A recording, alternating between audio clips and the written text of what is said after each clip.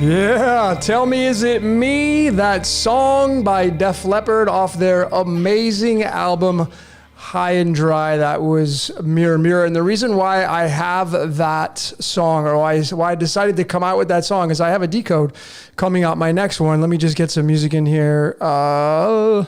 Let's get to play some Symbiosis. So that was Def Leppard and the amazing album, 1984, one of their best albums. I'm a rocker, High and Dry, was called Mirror Mirror. And that song is inspired me to do a decode, my next one that will be coming out. I'm going to show all of you here tonight a little bit of a sneak peek. This absolutely blew my mind, this upcoming decode that I have coming out with the Mirror.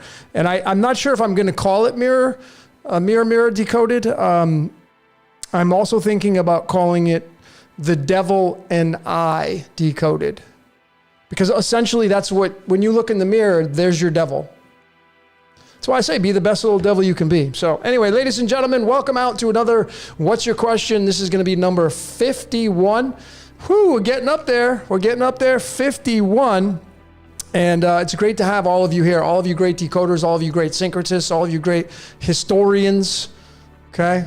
Those of you that follow, Jordan just did his live. Hopefully you caught some of his live today, his live stream.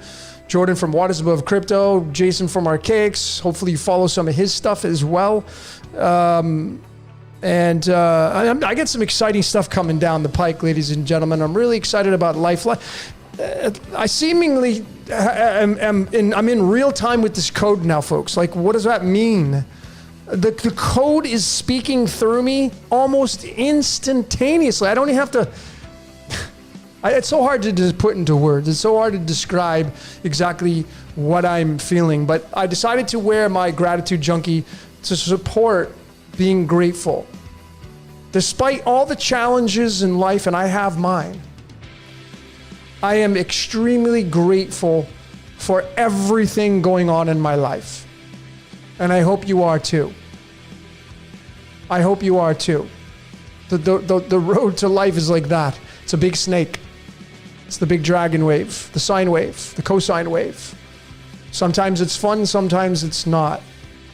And I think just letting go and trusting it makes things easier, but it's challenging because we all have what's called a past. We all have programming that myself included. I'm not immune to this, man. I mean, as much shadow work as I've done, as much releasing as I have done in the past, I'm still finding that there are remnants left over, and I'm having to work through some things. And it's just really interesting. Coming up, just next week, I'll be doing, it's just coincidentally, right? My birthday falls on next Saturday, next Saturn's Day. Happy Saturn's Day to all of you today. And we're going to go right into Sunday. So next week, because I've never really been a big birthday solar return kind of person, I decided I'm going to do What's Your Question? I'm going to bring the whole family together. This is going to be kind of just another day, but it's going to be What's Your Question number 52. And of course, as fate would have it, right? Like 52, if you've been following this great research, what does that number mean? It's tied to Prison Planet, which I've come out with 3 of those. It's tied to electromagnetism and the magnetic and the electric universe that we live in. It's tied to the Akashic Records because the 52nd card in the tarot is the 2 of Spades and the 2 of Swords. And the 2 of Swords is the 2 of Spades, and the 2 of Spades is tied to the Elohim and the number 41. And what seemingly is like, man, there's so much stuff, ladies and gentlemen, going on in this reality. And I'm excited, man. I really am. Despite all the challenges and hurdles, my life is taking some big changes. I have no idea how it's going to look, but I'm pretty stoked, and I'm just really, really striving to go along for the ride. And this is where it's at right here, is being grateful for my life to the highest degree.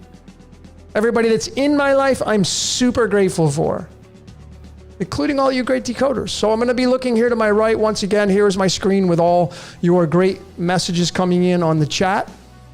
So if you see me looking over here, that's just because my second monitor is over here and my camera is right here in front of me, of course. So I'm going to be going back and forth and be sharing some stuff with all of you. So let's get into some of your comments. See what we got. See what we got going on. Now we get into some announcements. So we have some great names in here. Big shout out to the moderators, Pam and Steven. Thanks for coming in and being here and holding the wrench. It's always nice to have the I didn't know how valuable the moderators would be, but now that I realize, like, they keep out the dirt, right? They keep out the kind of like the moderators are the immune system. You know, Pamela and Steven are kind of the white blood cells, making sure there's no pathogens or bacteria coming in here to disrupt this beautiful transmission that we have going on here.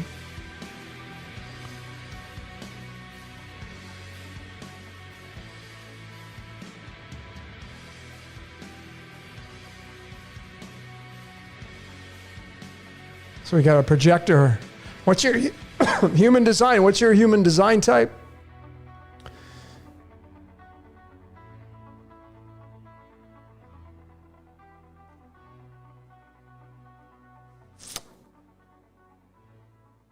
Looking at your comments, I'm just going through them. There's a lot. Thanks for everybody for being here tonight. I mean, if you already with Jordan, you spent hours with him. I mean, I'm grateful that I get the spill over here. I don't get nearly the amount of people he gets. He just blows it out of the water.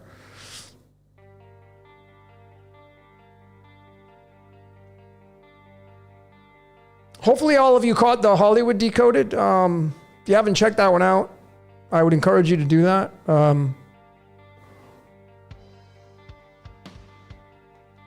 And I'm going to try to get some of your questions. Let me see. So, Errant Protocol.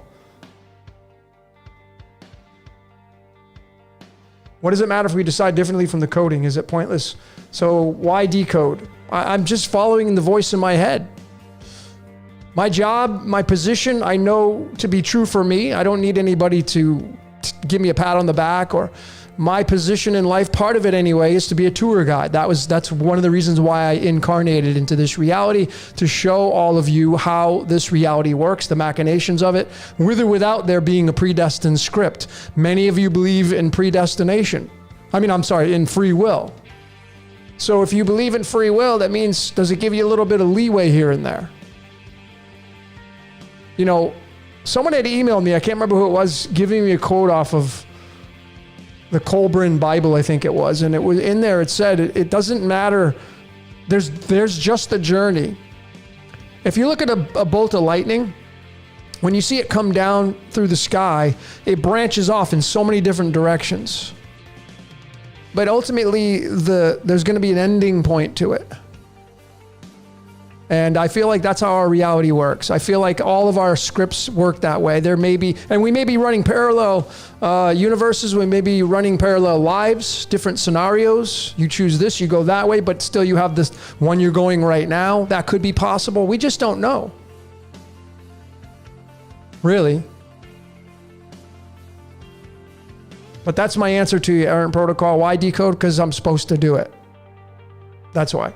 And a lot of you other people, many decoders have a lot of Scorpio in their charts. Some of us are here to understand the mysteries of life, the esoteric. Not everybody's into that stuff. Matter of fact, the majority of the world's not into that kind of stuff. See, once you understand the machinations of how this reality works and you can let go and surrender, life to me becomes so much easier. It's when we try to control, the illusion of control. I feel like control is an illusion. Like, you think you have control, you want to have control. I'm not going to take you away from that belief, but I think that's the true illusion, thinking you have control. You don't have any control. Your destiny has already been written. That's my belief anyway, and that's 375 decodes in right now, something like that. Like, I go back on some of these decodes that I've done, and I forget some of the material that I put out, and it reminds me that we live in there's no other, see, not everybody's watched all the videos I've put out. I've made them all. I haven't even gone back and watched them twice. But when I go back and I watch some of these decodes, I'm like, oh, holy shit, I forgot about that. I forgot about this. And it just reminds me. Like, if you really want to see a predestined script, go watch my Computer Decoded. Go watch my Emergency 911 Decoded. All these people were being used. They're not trying to screw anybody over. This was the emergency dial 911 for the United States. This was the first commercial computer being built, and where it's housed in Philadelphia. And like all these people, they didn't have a choice but to live through their script. You see, discovering who you are and why you're here in your script, it gives you much more peace and solace as far as I'm concerned.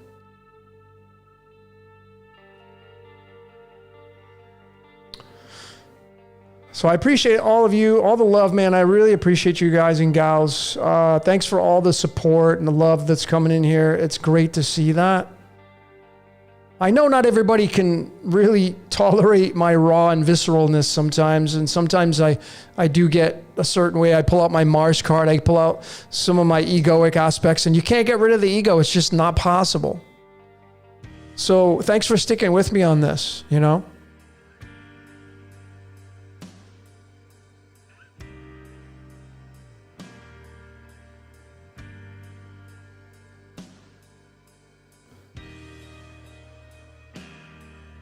Jane L., someone was asking about astrology. Do you have the same sign as your previous life? I mean, that would be a guess.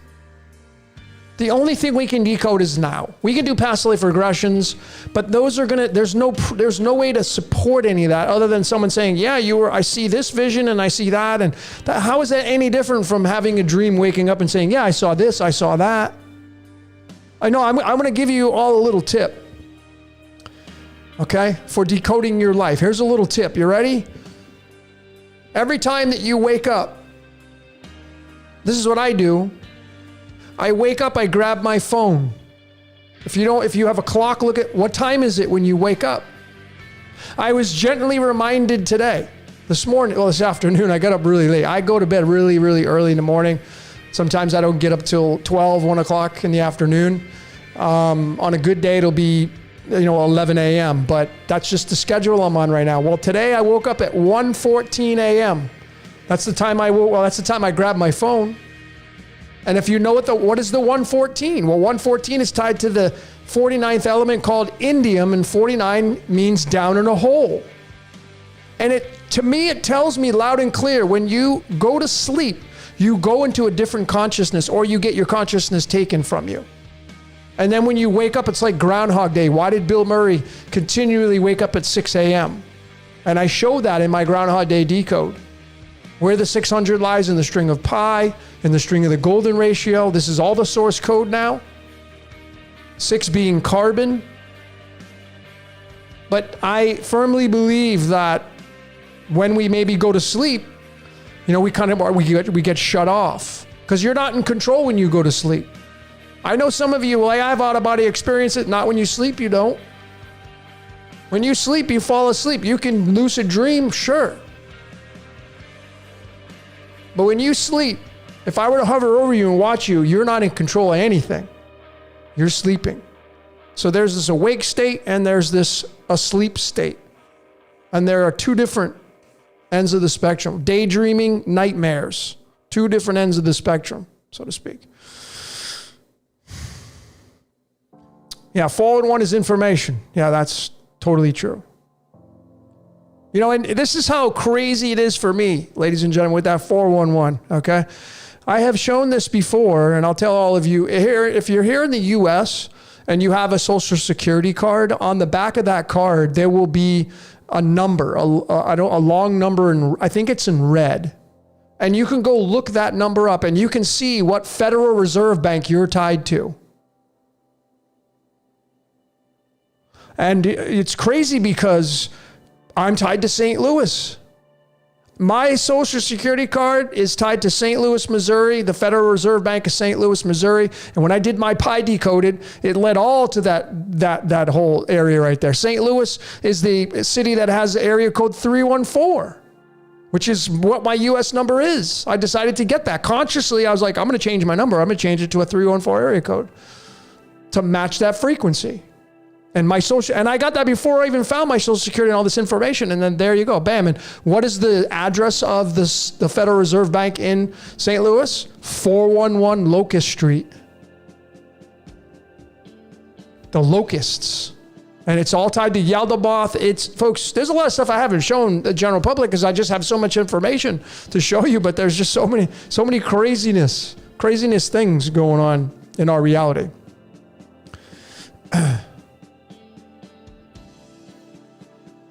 Everything about you can decode. Every single thing, every little bit of it, every little last drop of your code, you can decode and figure it out. Like I said, start keeping track of the times you go to sleep. When you put when I go to sleep at night, I put my phone, I plug it in. What's the battery percentage? That's a code. What time is it when you go to sleep? What time is it when you wake up?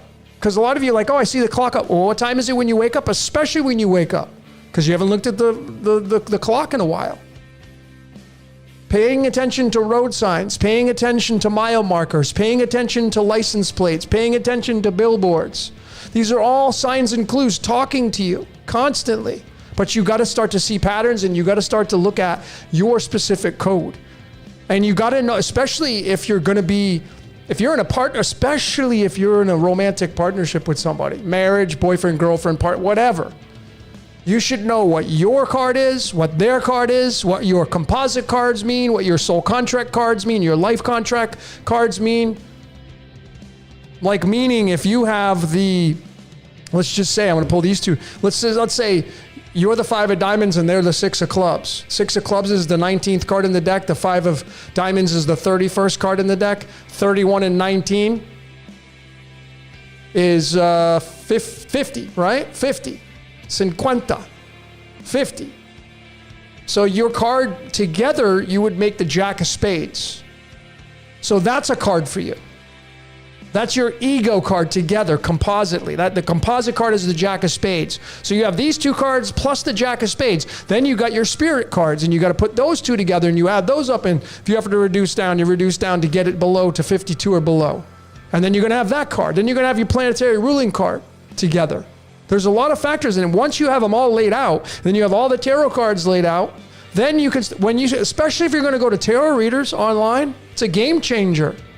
Because these tarot readers that are doing, like, hey, Pisces 2023, Pisces for January, or, Capricorn for the month of February, they're going to give you generalized interpretations. And they go off of the pictures of the tarot, right?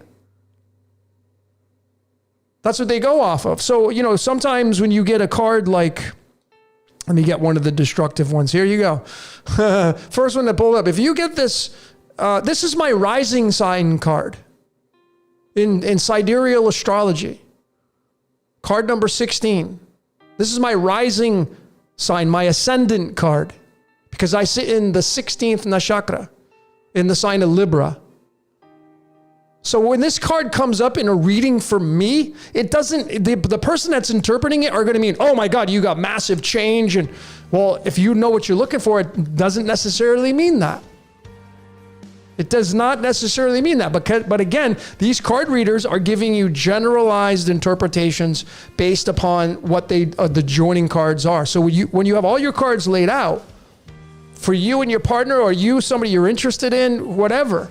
Those of you that are single, that are maybe like talking to somebody, dating somebody, whatever, you should know all your cards with this person. And then when you can go on to any, there's countless tarot readers online. There are swarms of them. So many of them. You can just type in whatever astrological sign you are. You can go to YouTube and you can type it in. Like if you're a Pisces, you can type in Pisces, January 2023 tarot, and you'll get hundreds of tarot readers. It can become like overwhelming. And you'll find the ones that you resonate with. You'll go and like, holy shit, that message was but when you have the cards of who you are and why you're here, and then the person, especially if you're dating or you're looking to date, or even like if you're going through a rocky road in your relationship, when you know what your husband or your wife is and you start to see the cards come up, it makes it that much more valuable. That's what we're going into in this reality. That's how we're fine-tuning. That's what this whole age of Aquarius is about: refining yourself, refining life, refining your relationships. Getting rid of the pitfalls that once was, because we no longer need that anymore. We are refining. We are perfecting. We are moving into a paradise. How do you move into a paradise? By refining. How do you refine? By knowing yourself. That's how you refine. See, we didn't know who we were. We had a melting pot of information. Our parents did the best they could, but you got to take into consideration that our parents, your parents, my parents, they don't have the same code as you, but they raised you through their code. It's not your code though. So there's a disconnect. We're refining. This age of Aquarius is all about refining, becoming like fine wine. Refining. That's what this whole age of Aquarius is going to be about. We're moving into a paradise. Online now, you can build your own avatar. You can make yourself look perfect. That's how we're going to perfect all of this, if we're going towards that quantum realm.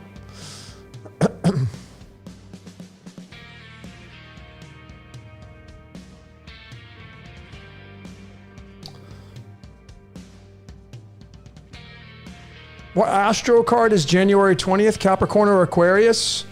I think January 20th is straight up Capricorn. I think in both systems, Vedic and tropical, I think you're going to be a Capricorn no matter what. But the January 20th card is the Seven of Diamonds. The Seven of Diamonds, which is the 33rd card in the deck.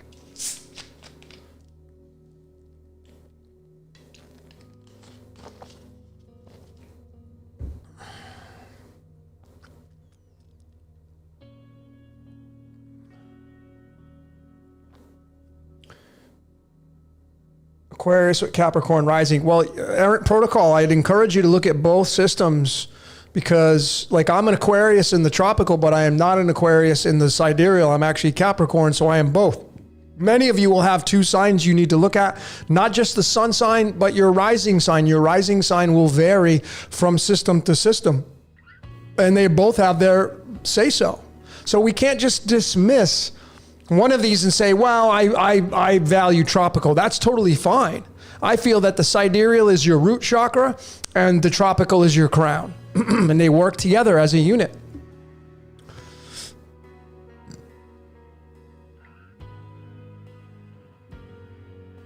Jode Star, what are the positive aspects of 16 the Tower? Well, I mean, the Tower's tied to Ra. It's tied to Sirius.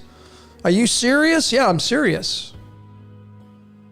It's tied to Japan, the land of the rising sun. So it's tied to Ra.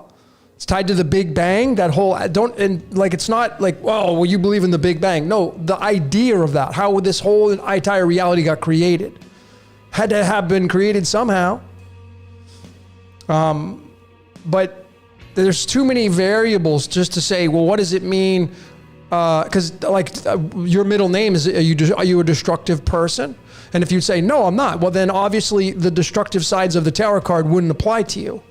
But that's just one small little layer in the whole scheme of things. You got to look at your entire name, and you need to look at if you have a last name tied to your mother's maiden name, which is called the NEE, N-E-E. So you take your full name on your birth certificate, and then you add on your mother's maiden name, and now you have two layers to look at. Your birth certificate name and the actual name of your mom and dad coming together to form you. And that's a game changer. It gives you a completely different output. I'm telling you right now, this is really kind of like on another level.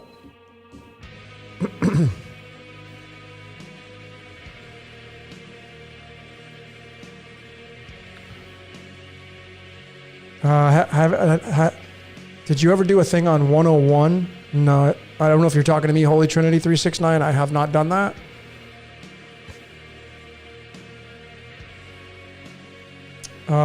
Which Vedic calculator do you recommend? I use Astro Dash. Let me just show all of you. So, because I think we think in pictures. Let me just, hold on. Let me get this set up.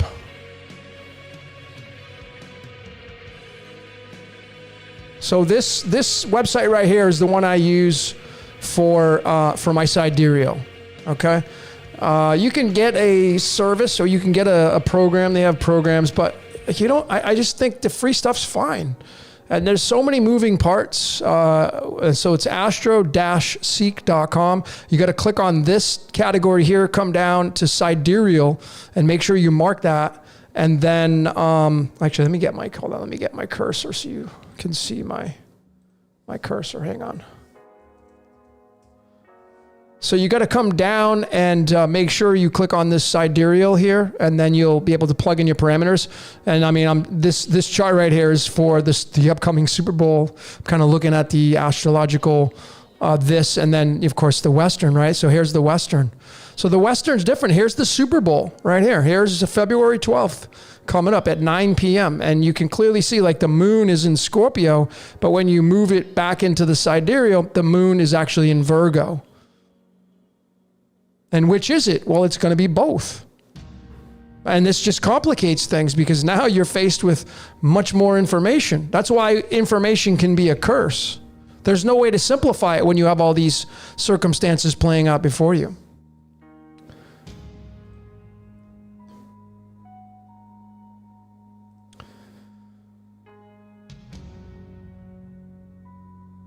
I mean, I'm getting into taking the Chinese and overlaying that on top of the sidereal and the tropical. So now you have 3 layers to look at. 4, actually. Sidereal, Nakshatra, actually 5. The Nakshatras in sidereal, the Nakshatras in Western, and then you add the Chinese on top of that. It gets really, I'm telling you, man, there's just like endless, bottomless ways to look at this code in this reality. It's pretty insane.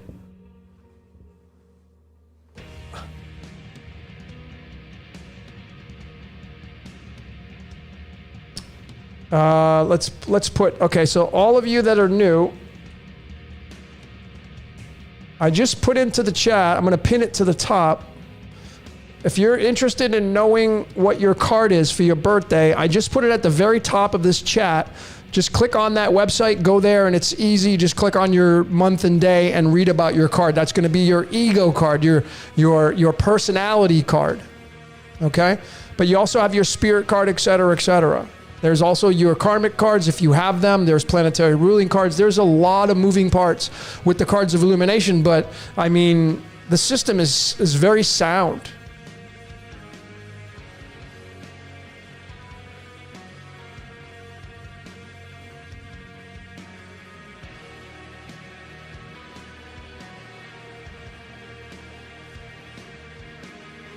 There's enemy signs in Chinese. Yeah, there's enemy signs in every single system.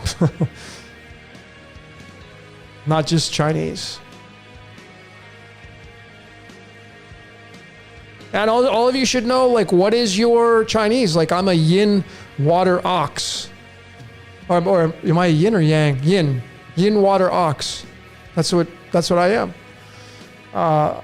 So you got to know, like, are you yin? Now, what is yin? Now, there's, look, I see a lot of people out there providing their interpretations of things. And I just came across somebody and I was like, really?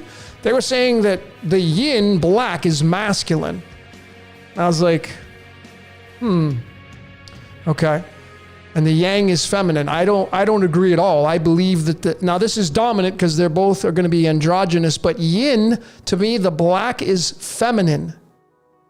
Because females give birth, and you look, if you go inside the womb, is there any light in there? Nope.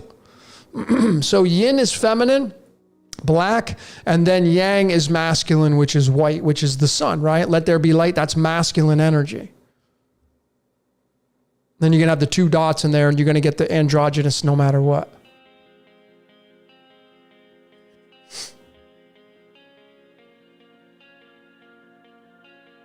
I don't know any Chinese decoders. I'm starting to tap into the astrological placements, so I'll be coming out with some information.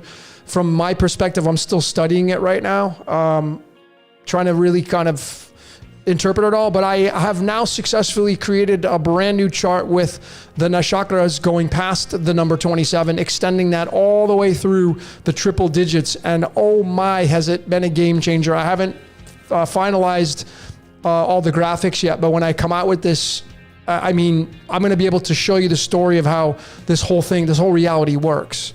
The premise of it anyway. it's pure theoretical, but the numbers and everything that I've been studying clearly show a defined way of how the machinations of this reality are working. Because all is numbers.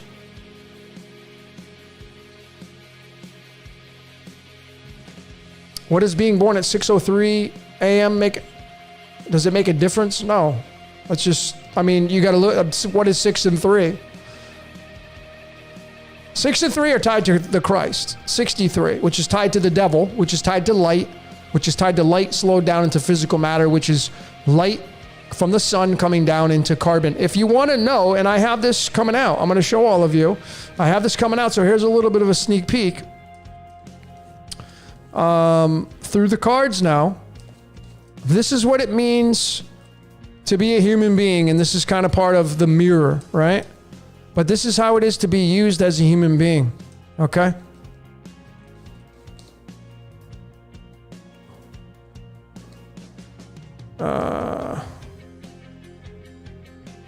Hang on. There it is. Okay, so the Sun card is card 19, as most of you know. This is card number 19 right here. I can't, my camera's not, come on camera. Thank you. So this is card number 19. So this is where the energy comes from, and then it comes down to earth, and then it goes through this. And this is what you all have this card in your first, this is the first card. This sits in the first house of Aries, which is where we start to read as an astrologer in the charts. Vedic, sidereal, tropical, Chinese, does not matter. It would be the rat. Okay? But this is what the combination of energy looks like. It's the sun and the magician. You see the magician's hand holding his hand up. What do you think he's reaching for? He's reaching for the sun. Now give me the light, baby. You're the lightning rod. You see that right there? He's reaching to the sky. As above, so below. And it's got the infinity symbol over its head because 19 is the 8th prime number. This is the 19th card. So this is what you're looking at right here. These two cards. This is what it means to be a human being right here. And if you got energy in your first house, if you got celestials in your first house, that's going to deliver to you some more information based upon your personality. If you have any kind of celestials in the house of Aries, because Aries may not be in that 8 o'clock, 9 o'clock position. It may be somewhere else. But you're a magician. All of you are magicians. You all speak spells. That's why they say, how do you spell your name? What's the spelling of your name? We speak magic spells. We use the entire 26-letter alphabet or whatever alphabet you speak your words in. Chinese, Japanese, Italian, Latin, French, German, Dutch, it doesn't matter. It will all lead to some symbols or letters, and they'll all have a vibrational frequency that come out of your mouth using the tongue and the mouth and air. So it's the sun, and then the sun creates the plasma, and then the air delivers the words. So it's fire and air. And then those words become concrete through the magic spells of manifestation once the fire and air hit the water and then the earth. It's like lava coming up out of the ocean, and it creates land. That is the manifestation of nature. Our manifestations are taking the information that we're getting in the downloads in our brain coming from this, and then we do the magician. We do the magician where we do like, okay, give me that information, and we take that information, and now we smash the magic wand, abracadabra, and now we create this reality, and we're all creators down here. And this is, these two cards right here, they form the 19 and the 1. That's 191. 191, that is going to be tied to the 77th element on the periodic table, which is called iridium, which means iris, which is your eyeball, folks. It's your eyeball. The iris of your eye, which if you hopefully watch my Hotel Capricorn Decoded, Hotel California. What is Hotel California by the song, the song Hotel California by the Eagles? It's your body. This is the hotel right here. And, their lyrics are telling you that you can check out at any time you like, but you can never leave.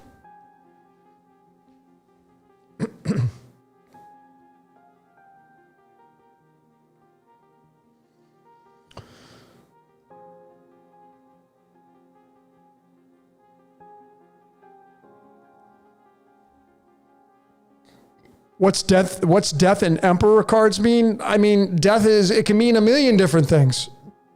I mean, the number 13 is death and regeneration. It's tied to the element aluminium, which is tied to the number 26, which is tied to our blood and iron, and Adam and Eve equal 26. Yod-Heh-Vah-Heh equals 26. Chronos equals 26, which means you have so much time here. Chronos, time and man and woman. You only have so much time. You will eventually face death. And that's what the 13 means. You'll march from birth to death. The 13, and 13 is tied to creation. It's actually essentially, what is the 13? I mean, the death card. It's kind of interesting, the tarot showing the photograph, but let me just show all of you really quickly when you have the 13 as a solid, and then when you separate the 1 and the 3 and look at them from an individualistic point of view. What am I looking for? Death. Oh, that her too.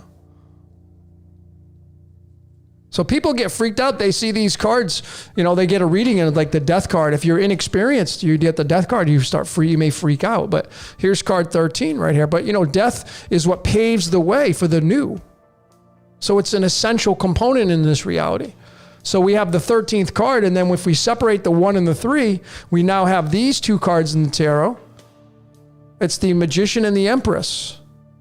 And the Magician obviously slings his magic. He's got all the tools on the table there in front of him, or her. It's an androgynous being. And then the Empress, she gives birth to things. So you have birth through magic. That's what 13 means. And then you will eventually lead to death. So they give birth to the ideas, and then it leads to death. Over time, it marches through time. And then the Emperor is the 4th card going after the Queen. It's the King and Queen on the chessboard. Remember, the Queen, she represents Gemini. She's the 3rd card. I don't want to say all this. I'm going to be very crystal clear. I see a lot of tarot readers as well. I don't know what the hell they're talking about. I have no idea where they've been schooled. But man, these people are like, oh, this is a Libra card. Like, well, listen, this is the 3rd card. The only zodiac sign this is going to be tied to perfectly is Gemini. That's it, because Gemini is the 3rd sign. This is the 3rd card. So hello, ding dong. This is Gemini right here. Gemini is the 2 twins, which is the Kundalini, the 2 serpents that come up. And you create, when this wave goes like this, follows the light, you give birth to things. And the Emperor follows the Empress. He sits in the 4th house, which he's tied to Cancer. And the Moon, the Emperor. And the number 4 in the box. The Moon means squaring the circle. The box, the cube. The Emperor runs that. The King. But the King takes all his orders from the Queen. The Queen energy is what runs this reality. It ain't masculine. I know that it looks that way, but it's coming back into form. You females, man, you ladies, you run the show. Males are subordinate, but they try to like put that, oh, listen, that just doesn't, that only works for so long. That's why if you start watching these superhero movies and stuff, you're starting to see all these females rise. All the females are starting to, they all become the superstars. Because we're moving back to the feminine. As the pendulum swings from the patriarchal over to the matriarchal, you get into the in-between point, and now you have the androgynous. This is why you're seeing all this transgender stuff, because the energy is moving. And now you're coming back to the center point, which is a culmination of the both sexes. Confusion, because people don't know, like, what the hell's going on? Because the energy is moving and the age of Aquarius is ruled by Uranus. Uranus doesn't follow any rules at all. At all. It does not conform to any of the rules. None. It makes its own rules. And that's where you get a lot of revolution and chaos, because you have people starting to realize, like, hey, I just want to be me. Just let me be me. Don't put a label on me. Just let me be me. You do you, and I'm going to do me. And that's why, that's why a lot of these empires are going to fall, because there's no need for that anymore, because they're trying to push a certain way on everybody. That shit doesn't work.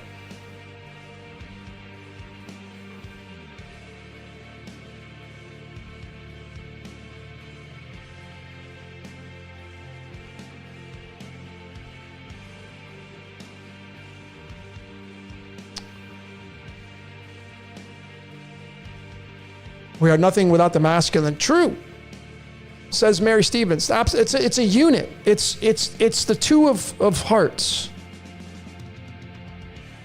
So let me show all of you. Actually, I'm gonna show you a graphic here. Hang on. I'm gonna show you how all this kind of pans out through the tarot. As a triplicate. You're always going to see the Trinity. You're going to see the triplicate everywhere.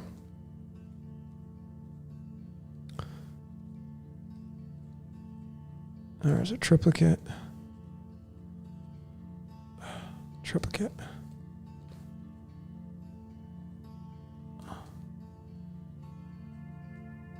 Okay. So, let's see if I can find the Ace of Cups. So hang on, folks. Stick with, here it is. Okay.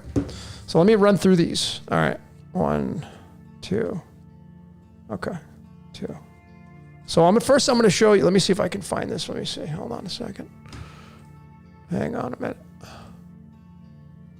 Oh, don't tell me my thing went out. Oh, God. Right? Really? Has to go out now?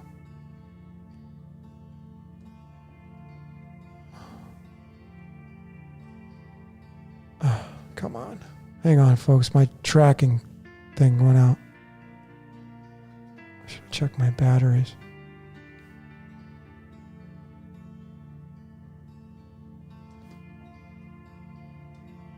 Okay. There we go. All right. Let me just show all of you real quick. I'm going to show you one slide here.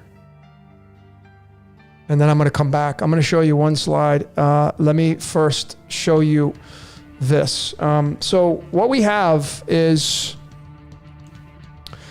you have the Ace of Hearts. Now, you got to remember, in the cards of illumination, these came first. It doesn't mean that they're going to have a seniority over the tarot. The tarot is a different system. It has its own uniqueness. It's like, it's like saying that, well, tropical's better than sidereal. Well, no, they're both equally as good. But you got to know how to read them, right?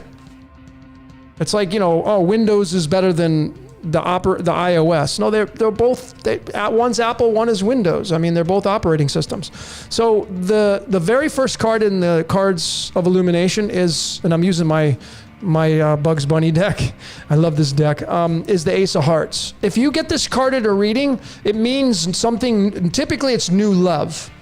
It's a fire energy, the spark of love. It can mean the spark of a new business, the spark of a new career, the spark of a new position in a company, the spark of a new friendship. It oftentimes means the spark of a new relationship.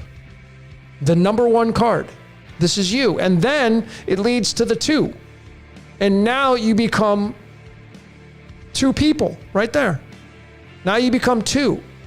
A communion, a coming together. The 2 of fire. And remember, it's plasma, so it's starting off. It's the beginning stages. And so this Ace of Hearts, it ends up becoming this card right here. Either card 64 or 65, leading to the codons in our DNA. I don't know why my camera is not picking this damn card up, but I can't get it. But anyway, there it is, the Ace of Cups, and it's overflowing. So this means new. If you get this card, it can mean new love. It can mean new partnership. It could mean new business. It could mean a new career. It could mean a lot of things, but it's something brand new. It's a seed. But typically it means love, your emotions, fire. Now this is going to obviously lead to water in the tarot. So it's different, but the interpretation to me is the same. And then this Ace of Cups is going to lead to the next card, which is the 2 of Cups. And this is the card of communion. You see right there, you have 2 people coming together and they have like, hey, I'll take a little sip of yours. You take a little sip of mine.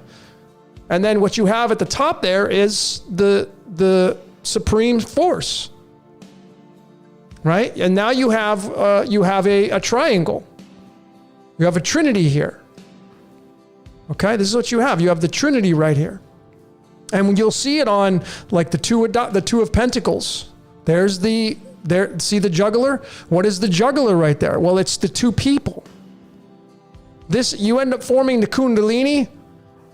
You have a Kundalini, then you branch off, you come together, and now you have a Kundalini. You got to understand, ladies and gentlemen, inside your body, you have the two serpents that intertwine, that chase after the pulse of light going through you. And essentially, inside of your body, you have the center point of the light, the photon, and then the two serpents chasing after that photon. You essentially, as a human being, you form the number 3. So when you bring a partner together, essentially, you form the number 33. Which is this. That's what you end up forming. And here, this card right here represents the Kundalini. The juggler there is holding on to the Ida and the Pingala. This represents, the Pentacles is an earth. So this is the starting point of your Ida and Pingala, the two serpents doing the dance. Your fear and love doing the dance. Masculine and feminine, yin yang. This is card number 66 or 65. 66 is tied to the latitude, longitude of Bethlehem, where Jesus Christ was born. 31 and 35, 66. So that's why I say be the best little devil you can be, but you're having the Jesus Christ superstar experience, male or female, because Jesus is androgynous. So the two always means the coming together. And you form the 3. This is the root. So we don't have like this right here. Right here we have the Godhead at the top. Okay? We don't have that here because this is the starting point. It's reaching. And then you can look at it on like the Lover's card. Here's the man, the woman, and the Godhead at the top. You can see the triangle right there. That's why when people do this, it doesn't mean evil. It just means completion. This is card number 6. It's crazy. I see a lot of people. I don't even know where their brain's at. They say this is a Gemini card. I don't know where they're getting that. This is card number 6. Gemini is the 3rd house, not the 6th house. This is Virgo. This is a Virgo card. If you're a Virgo, this is a Virgo card straight up. Tied to carbon. Carbon is the 6th element. This is the 6th card. What are we made up of? Carbon. Virgo. Jesus was born of a virgin. Hello, it's right there. Okay? Even on the devil card, card 15, there's the Trinity again. The male, the female, and the devil at the top. It's the same thing as this card right here. You see the patterns? You see it? See the Trinity there? Just a different format. And then you have even the 3 of Cups. There's the Trinity again. So it's in these cards, you just got to know what you're looking for. And maybe your spirit card is tied to some of these cards, and maybe your partner's spirit card is tied to, and then you form the partner. And so you can get a picture of what your composite card is with your partner. Like if you're married, don't you want to know what does a composite card mean? It's when you take your birth card and their birth card and you bring them together and you add them up. So let me just randomly in the deck pick 2 cards and we'll do this together on the fly. Okay. For all of you, if you have a boyfriend, girlfriend, you should know this. Okay. So we'll take a card. We got, so 8 of clubs. Those of you the 8 of clubs, Joe Burrows, quarterback for the Cincinnati Bengals, has the 8 of clubs. And then the Queen of Hearts. Queen of Hearts tied to the number 12. So we have the number, it's so fun. See what I mean about being used, folks? I just pulled this out. What was I just talking about? The 33. 8 of clubs, card 21. What is the mirror of 21? 12. What is the 12th card? The Queen of Hearts. On the fly, folks. What is 12 reduced down to 3? What is 21 reduced down to 3? Bam! There's the 33. I wasn't even trying, folks, right out of the deck. See, in real time. But I'm in control of my life. See, people think they're in control of their life. That's so funny. But anyway, if any of you make this card up, these 2 cards up, like if you're the husband or wife and you have the 8 of clubs, you're the 21st card in the deck, and they're the 12, you end up forming 21 plus 12. What's 21 plus 12? And there's your composite card number. 21 and 10 is 31. Add the 2. It's going to be 33. So what's the 33rd card in the deck? 7 of diamonds. So now you make up this card. So the two of you coming together, you actually form the 7 of diamonds at the top. So now these 3 cards are attached to your relationship. Then you find your spirit cards, which the 8 of clubs doesn't have one. It's solely this card here. But the Queen of Hearts will. The Queen of Hearts is going to have a spirit card attached. And then you add those 2 cards up together. And if it's more than 52, you gotta subtract 52.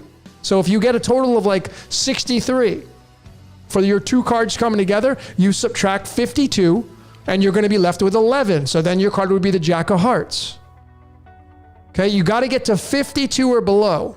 So if your number is above the 52, if you're 55, if you're 63, you got to subtract 52 from that number until you get to 52 or below. You may hit 52 and you're going to be the King of Spades. And then you take these cards and you add them all and then you look at them and you convert them into the tarot. And then when you start to do tarot readings, when you go online and you can get all these tarot card readers, and when you start to know and see what your cards are, it's a game changer on figuring out which way your freaking journey is going to go. You don't even need to sit there and listen to all their interpretations. You just got to just show me the freaking cards. Just lay them out. I get impatient. Like, just show me the damn cards. That's all I want to see.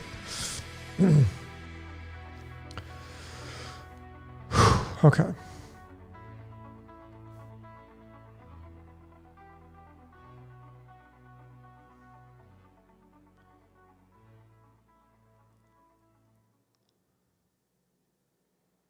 Well, if you both have the same birth cards, then you would just take them together and add them up. So if you have the 4 of clubs, it's card number 17. 17 and 17 is 34. That's going to give you the 8 of diamonds. The 8 of diamonds is what your composite card's going to be.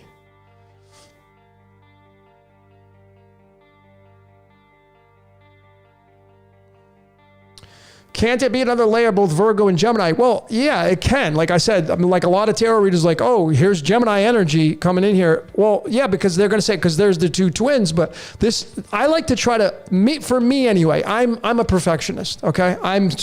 I strive to get it exactly in tune as best as I can, okay? There are many other, of course. So is this part of Gemini? Yeah, because people say it is. But I'm looking to fine tune it. I'm not looking for wishy-washy or like really watered down results. And I know all of you are looking for it. You're looking for exacts. You may not think that, but now that I'm telling you about it, you're going to be looking for exacts. This is card number 6. 6th house of astrology is always and has always been Virgo. Gemini is the Empress card. This right here, this is Gemini energy. Actually, do I have my graphic? Let me see. I don't have my graphic open. I would show all of you. Okay, but that's Gemini energy.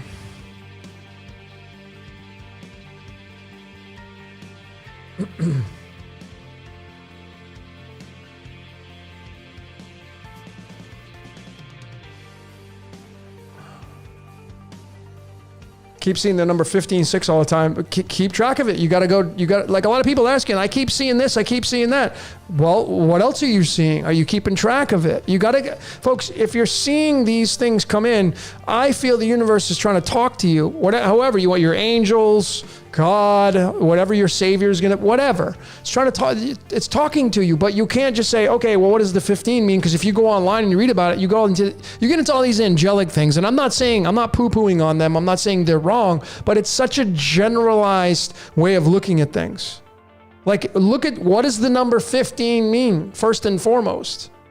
What does it mean? It's the 1 and the 5. What does the number 1 mean?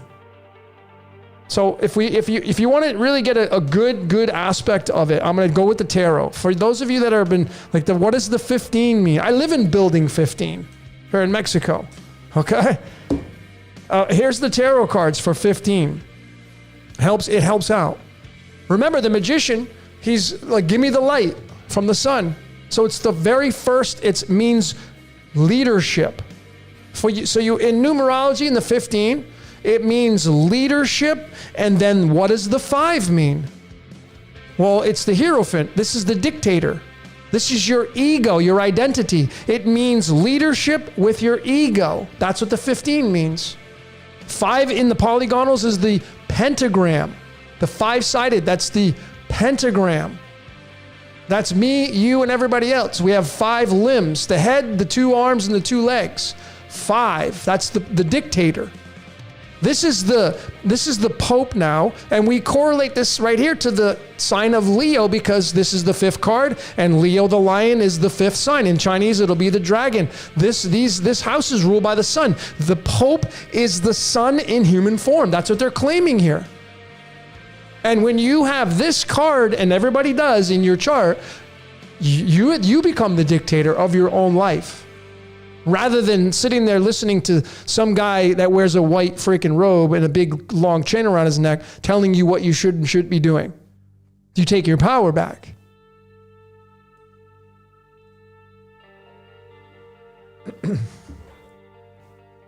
And then the 15 is going to reduce down to the number 6, which is going to be the Lover's card. That's a lot of, I see, like myself included, like, why would you want to reduce the 15 down? Why can't it just be the 15?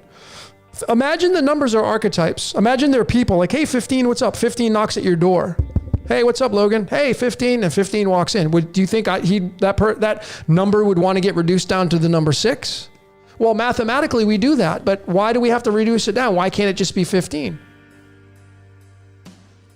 See, we have to start thinking of these things, or we should, to get another layer or perspective of how this reality works, rather than just automatically doing what everybody else does, which is reduce it down. And I do it. We all do it, right? But what if we keep the 15 in its authentic form? It's 15, 1 and 5.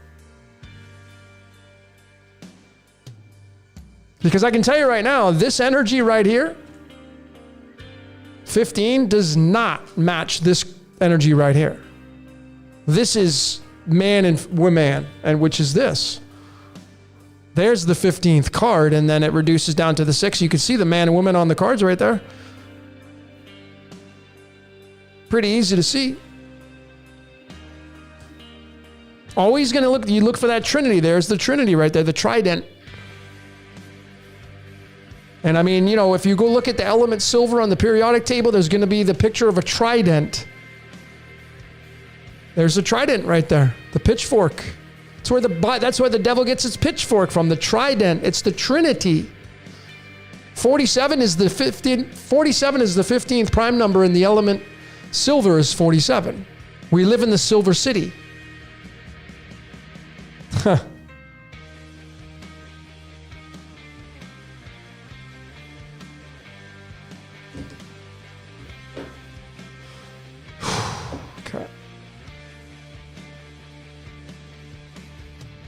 I don't think I'm going to go that long tonight, ladies and gentlemen, because I got a headache and I haven't been able to get rid of it.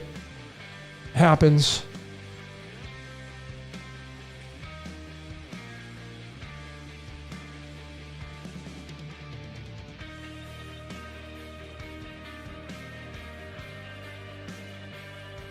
Could it be a feedback? Jessica's asking, could it be a feedback loop? It could be. There's so many possibilities to take into consideration.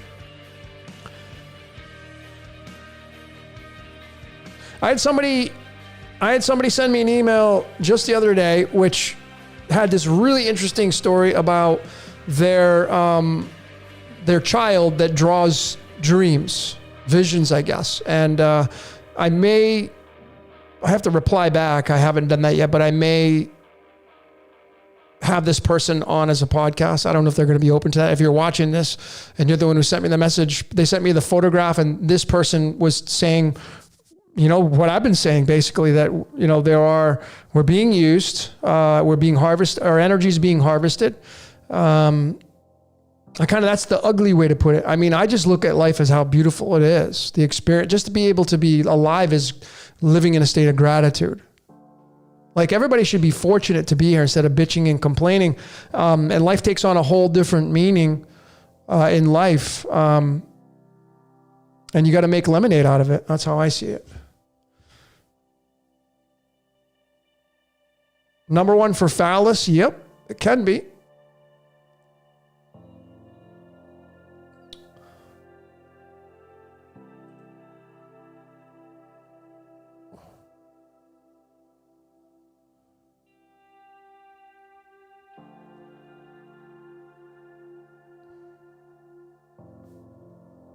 JJ, I don't know what you mean by that. Eat water? What does that mean?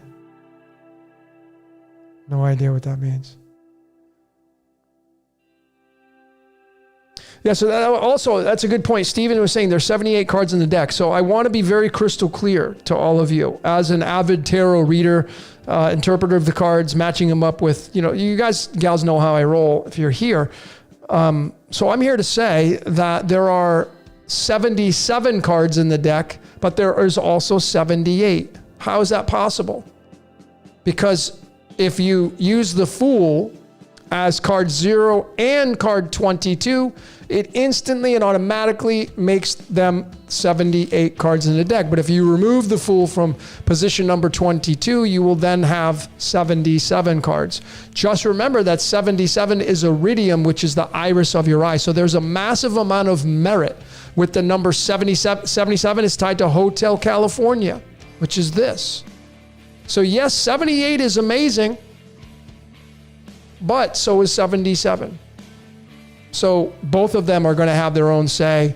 I like playing around with both systems. If you watch my Hollywood Decoded, you saw how I was showing that, like the 43rd card in the deck. I'm sorry, the Dreamer. So let me show all of you that if you didn't check it out. But if you did, I'll remind all of you. It's just kind of very fitting, right? Are we just inside the dream of the cosmos?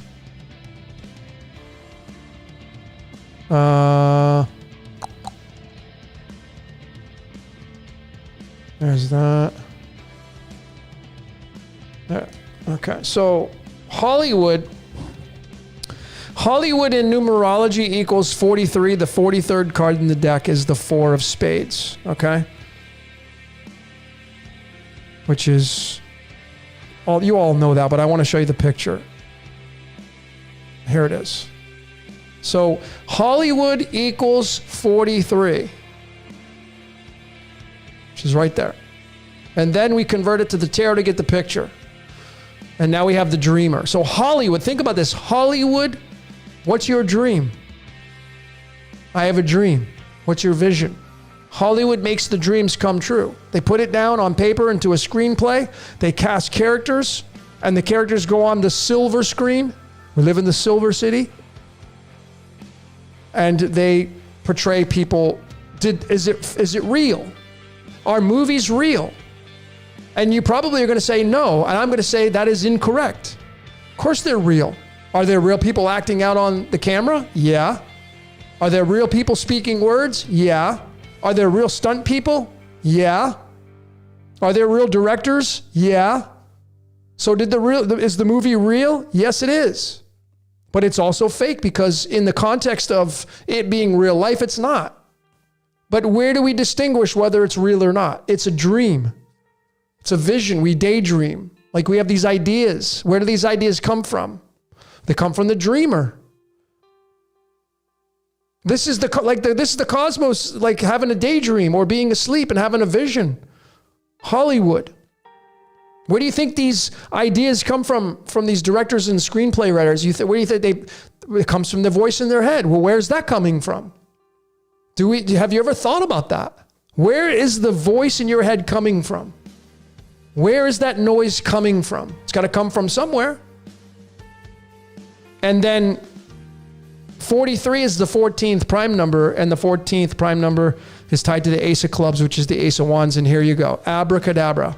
What is Hollywood? There's the Hollywood right there. It's the magic wand right there.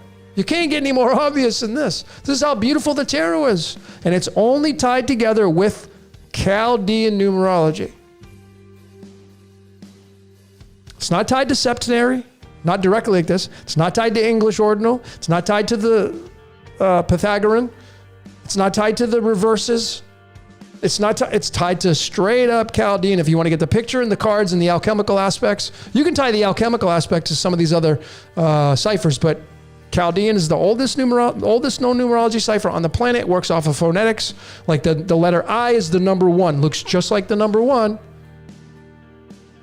In the Pythagorean, it's the number 9. So you got to figure out what's the difference between 1 and 9, opposite ends of the spectrum. That is why if you're going to decode, just use one cipher. Get rid of all the other ones. If you want to decode from, the Pythagorean, the 1 through 9, just use that one. Don't use any of the other ones. That's my suggestion.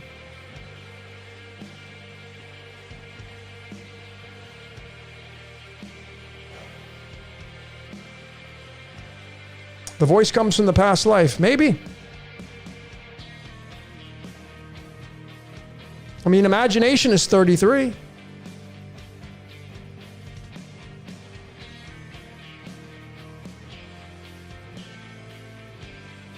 Life is but a dream. I think so. I mean, it's go watch that one. It's the I am. Life is but a dream. Through alchemy, it leads to the I am, which is the 369. The keys to the universe, according to Tesla. The I am. I mean, how many times do you say, I am this, I am that, I am going to go do this? Is that you really saying it? I know you're going to say, yeah, but there's no way to prove where this voice is coming from in your mind. It's coming from somewhere. And you see, now that I've been decoding for years now and seeing the code play out in my life in real time right now, it's a game changer. Doing readings for people, they're game changers here. And then it leads me to ideas of how this reality works. And that's why, like, I firmly stand on stop pointing the finger, stop blaming. You know, like, everything has a job to do here in this reality. If you don't like the job of what they're doing, go do something else.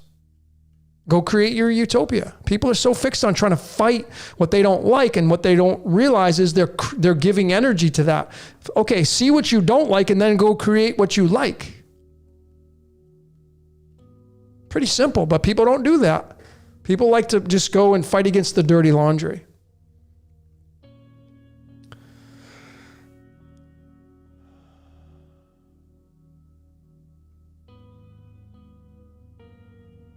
Tarot card for the Queen of Hearts. Tarot card for the Queen of Hearts is the Queen of Cups. Queen of Cups. The Queen of Hearts is the 12th card in the deck. The Queen of Cups is card number 62 or 63, I believe. And no, that's the Swords. The Queen of Cups is card 48 or 49, which is down in a hole.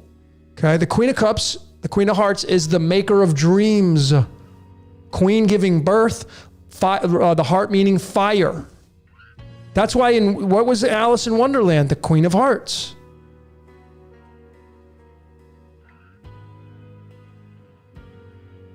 If you got a royal court card, man, I mean, you should be rejoicing, because like you owning this space, man. Like, this is the 12th card in the deck, and then you convert it into the Queen of Cups and and this is the card of the dreamer. The dream. You should be paying attention to your dreams. And then if you look into your human design, if you're a manifestor or a manifesting generator and you got that card, woo, what a synchronization that is.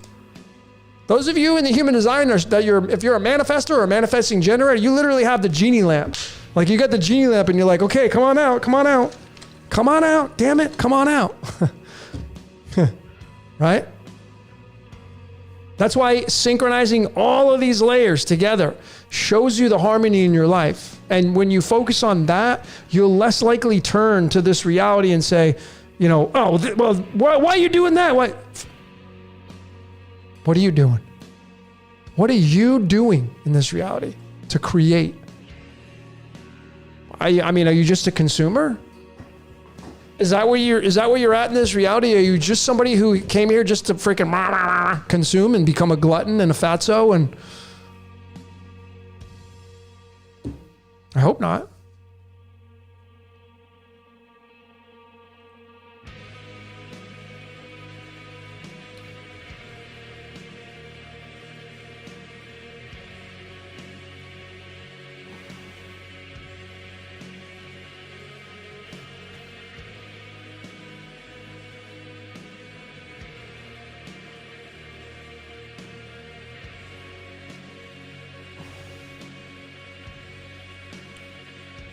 Two voices, two choices. I don't know where you got that, my friend. I only hear one voice. It's only one voice, ain't two. It's only one voice speaking at all times, just one. I guess maybe that may be true for you, but I only have one voice in my head. I've always had one voice in my head ever since I can remember. I've always talked to myself. I don't know if you're like me. I've always been somebody who talks out loud, especially now that I've been in hermit mode for the past 5 years. I mean, if somebody actually were a fly on the wall in my place, they'd think I'm loony crazy because I constantly talk to myself. I'm talking out loud like there's somebody in the room.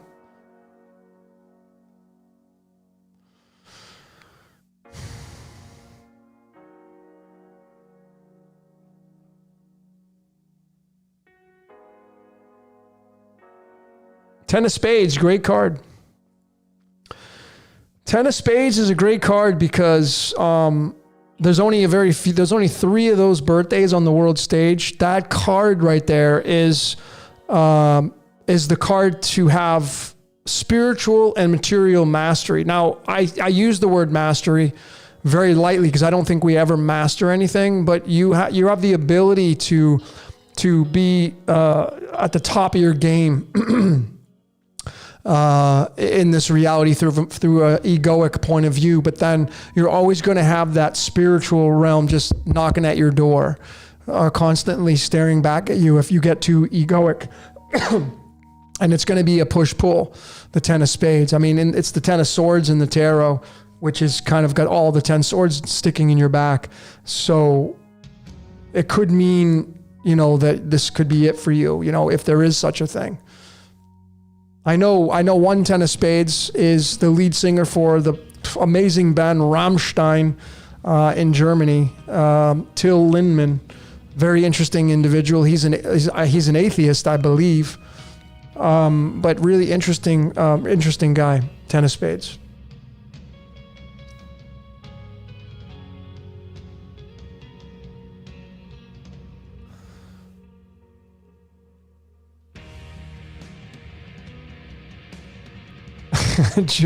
So you got Jordan in the house. What's up, brother? And he says, I hear the voice of Gilbert Gottfried in my head. Boy, is that daydreaming or is that a nightmare? I could probably do the interpretation of that, but I'd have to listen to him first. So we have Jordan in the house. Get over to Waters Above Crypto. Subscribe to his channel. Listen to his stuff. He's got a great voice to listen to. Oh, Gottfried. Gilbert Gottfried. Okay.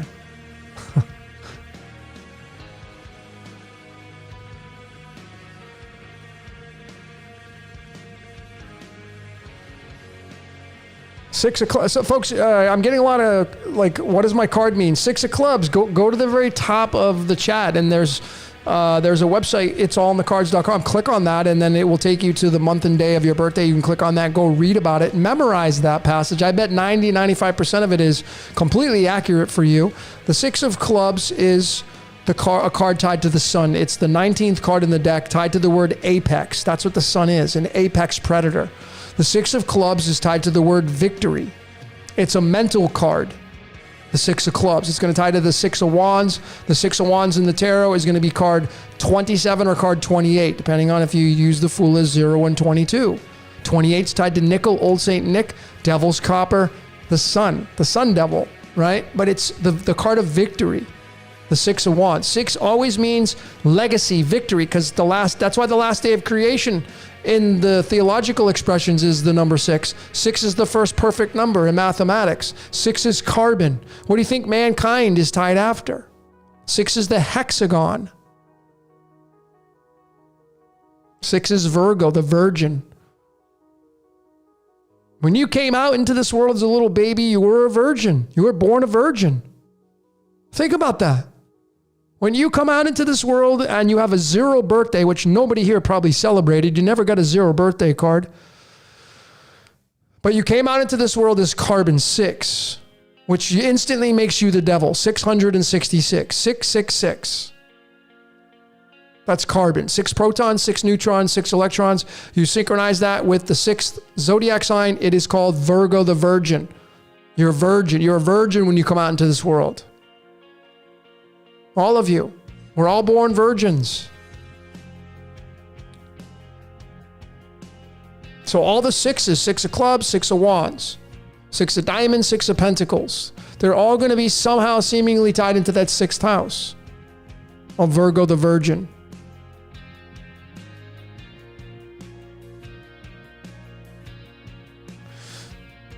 The last day of creation equals the last day of slavery. See, I don't look at it that way. I would encourage you not to look at it that way. Once you incorporate thinking that this reality is about slavery, that's not a fun way to be. How do you make you listen, ladies and gentlemen? You don't have a choice. You think you have choices. You don't have a choice but to live out your life. Sure, you can, take the easy way out and do what some people do. I'm not even going to mention it. For those of you that are sensitive on that topic, I don't want to get into that. But you don't have a choice. You got to go out there and live life. You got to make lemonade out of it. You're either going to bitch and complain, or you're going to use these words, it's them, it's they're screwing it up, it's their fault. Or you're going to turn and you're going to be a creator and you're going to go create your utopia and make lemonade out of it. Which do you want to do? See, I want to do the lemonade part. I'm not interested in giving, and I know how energy works. I know how magic works. People thinking they're going to make a change by fighting that system, they're lunatic. They're crazy. They don't even know how this reality works. Energy goes where attention flows. That's all you got to know. Energy goes where what's your attention on? If you give your attention onto the mainstream, any of these organizations that you don't like, if you feed on them, if you talk about them, if you discuss them, if you share comments, if you share other people's publications and news, and you shouldn't be. I understand awareness is great. So make yourself aware of what's going on, but take that awareness and go do something with it. Make lemonade, baby. I gotta put that on a t-shirt. Make lemonade.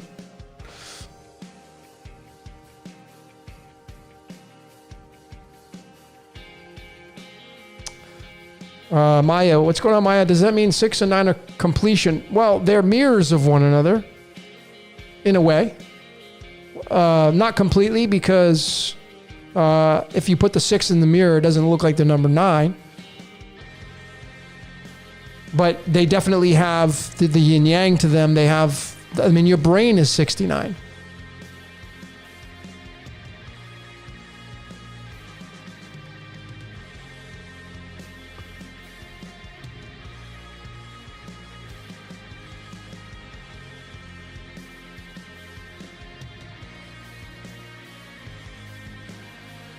Yeah, lemonade. I gotta see what. Oh, hold on, let me see what the hell that is.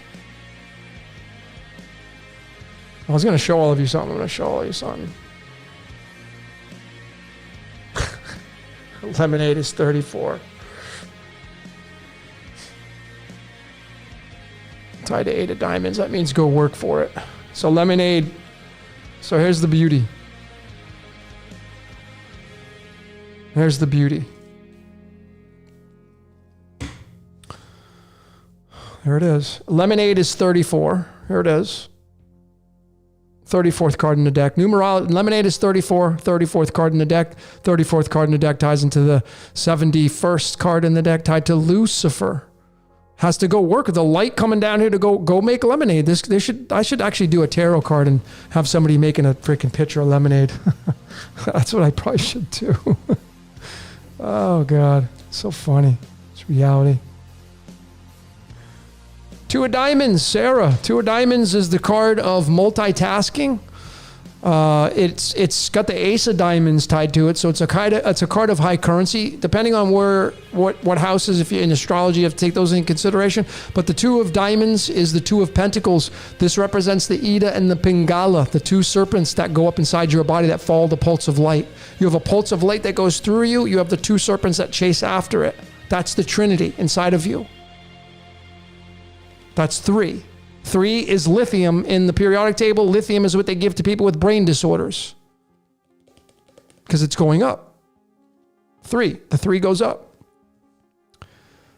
But if you're interested more about the 2 of diamonds, just go to it'sallinthecards.com at the top. I've pinned it, and just go click on that and type in your birthday and go read about it.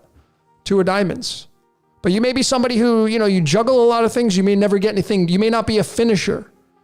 You may be somebody who's great at coming together with people to form ideas, but you may be a procrastinator. You may not be a finisher. So this is where the value of the cards come into play, knowing where you're at, who you are, why you're here, knowing your strengths, knowing your weaknesses, and then subbing out your weaknesses. So if you're somebody who, is not a starter, like if you're not a self-made starter, like a lead, like if you don't have a lot of ones in your name, that's okay.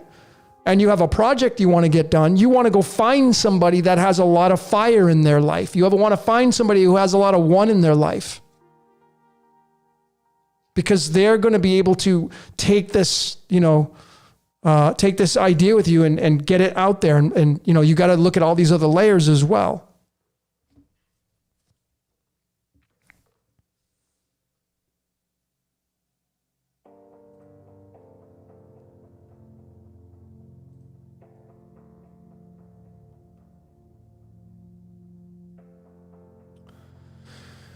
Ace of Diamonds card 27. It's tied to Hollywood. The Great Dragon got hurled down. 27th card in the medicine deck is the Dragonfly card. Doesn't get any more obvious than that. The Ace of Diamonds. Ace of Diamonds sits in space number 28, which is tied to Lucifer. Nickel. Nickel is the 5. 5 is the sun. 5 is Leo. Leo's about the pride. Leo is the lion. What do lions do? They take after the pride. What does pride mean in our vocabulary? Ego. Nickel, tied to the sun. We are the personification of the sun in human form. You're having when you look at the tarot, it's so beautiful to look at the tarot.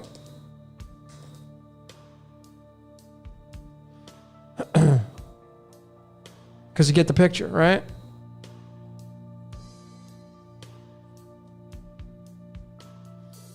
If I can find it.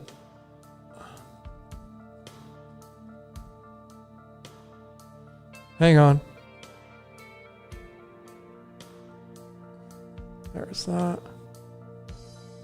And there's that. So, in this reality, you have seemingly what is a big contributor to this reality. It's the number 56. 56 is tied to lights, camera, action. It's tied to barium. Barium's numerology is 16. The word light equals 16. It means light going down into the hole to play this game. And light has a dualistic fashion to it. It's the two serpents chasing the light, the photon, the dielectric pulse. And you get the electromagnetic wave. The transverse that's the two serpents. Good cop, bad cop. And the number 5, it represents us. We have 2 arms, 2 legs, and a head. We have 5 limbs. It's the pentagram. 5 in the cards for the tarot is the Hierophant. It's you. This is your identity. It's you being the dictator. It's you saying what's up. It's you saying, I'm going to do this. I'm going to go do that. 5. 5 is, in numerology, equals the number 20. 20 is duality. 20 is carbon. 20 is matter. Matter equals 20. Carbon equals 20. 5 equals 20. Here's 5. This is you as an individual. And then when you move to 6, then you go and form up with a partner. Now you got your twin. 6. 6 is the first perfect number. And now you have the Trinity there. There's the Trinity. You can have a triangle right over the top of those.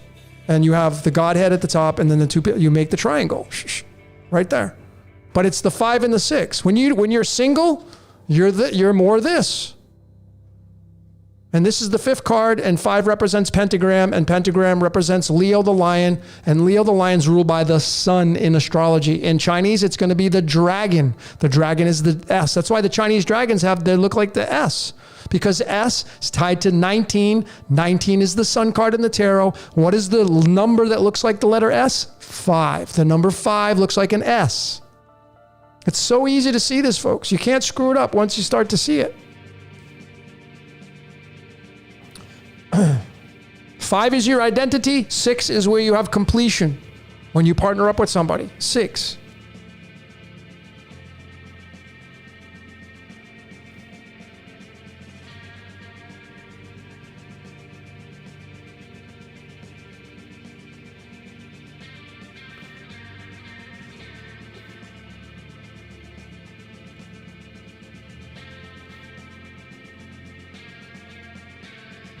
Those of you that when you take into consideration your life path, your soul contract, okay? And I've gone through these many times on these podcasts. Your life path is your soul contract. What is your soul contract? I want you to imagine that you're up in the ether. You're from some star seed. Just for a second, just humor me, okay? You're up in space, you're in the stars, and you look down at the game and you're like, damn, I'm gonna go play that game. This is what you're doing right now. You're playing a game. That's your character. I'm Logan. And then you have your entourage when you incarnate. So your spirit decides to sign up to go play the game of life. And there's a waiting list to get in here. That's why I think that you shouldn't complain, because there could be a waiting list to get in here, and people are up in the spirit and they're like, man, these people are so ungrateful. I can't believe it. They're sitting here complaining and bitching and moaning and pointing the fingers, and they're just spending all their time and energy on that, and they're giving it and making it stronger where they could be a creator and go create something useful, but they're not doing that. And they'd rather go and bitch about the dirty laundry. I hope you're not one of those people.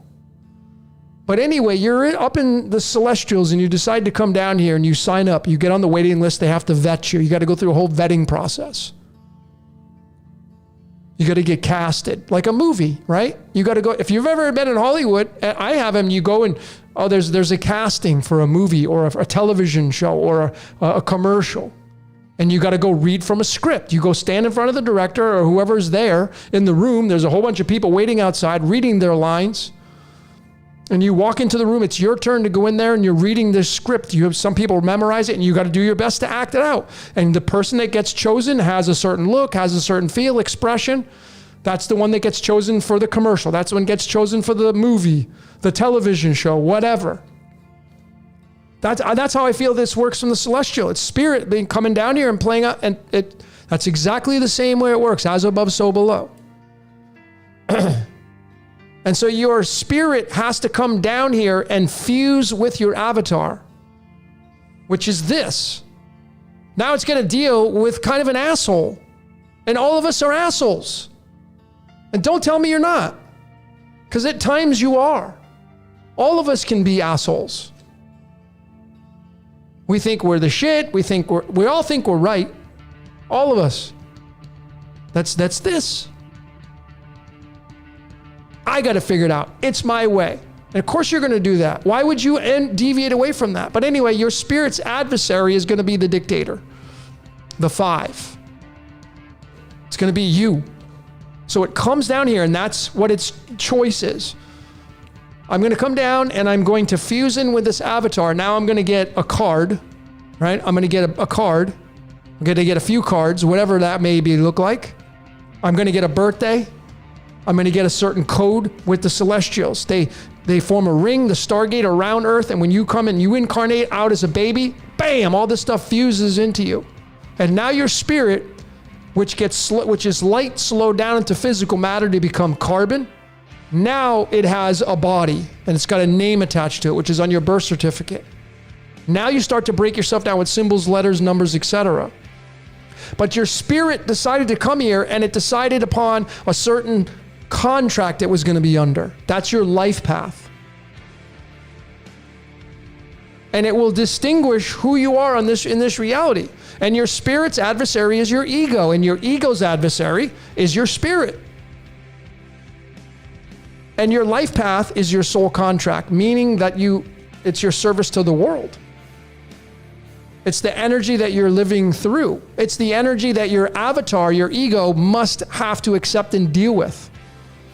And a lot of times our ego does not want to deal with it. It doesn't want to deal with it. Right? So we have to, and again, these are just concepts through like numerology, the rules of numerology. Where did it come from? Somebody downloaded it in their mind. Kind of makes sense to me. I don't know. That's just the way I look at it. I look at it from that perspective. I look at it from the perspective of spirit coming down to play the game of life. And I've supported it. It's not just my opinion. It's my opinion, but I have supported my opinion. Opinions suck. Opinions suck a little bit less when you support them. I have a lot of support through my research, and a lot of you have support through your research, showing that we live in a predestined script. It's already decided for you. You don't have a choice in the matter. You may be able to slide around and do a little dance, and but I think choice is really an illusion. but it's light slowed down into physical matter. Spirit into matter, 56. Spirit into matter equals 56. Lights, camera, action equals 56. 56 is barium. Barium means light going down into the hole. That's what it means. 16, which is Lucifer, the light bringer. That's why Lucifer ends up becoming the devil, because the devil is light.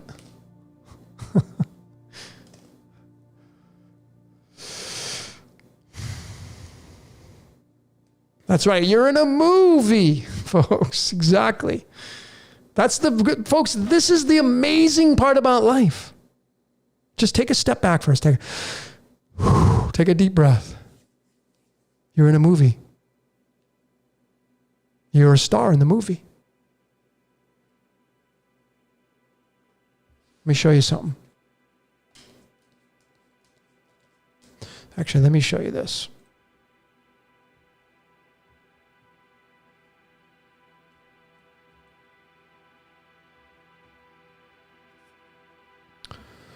Let me show you this. Hang on. This next decode I got coming out.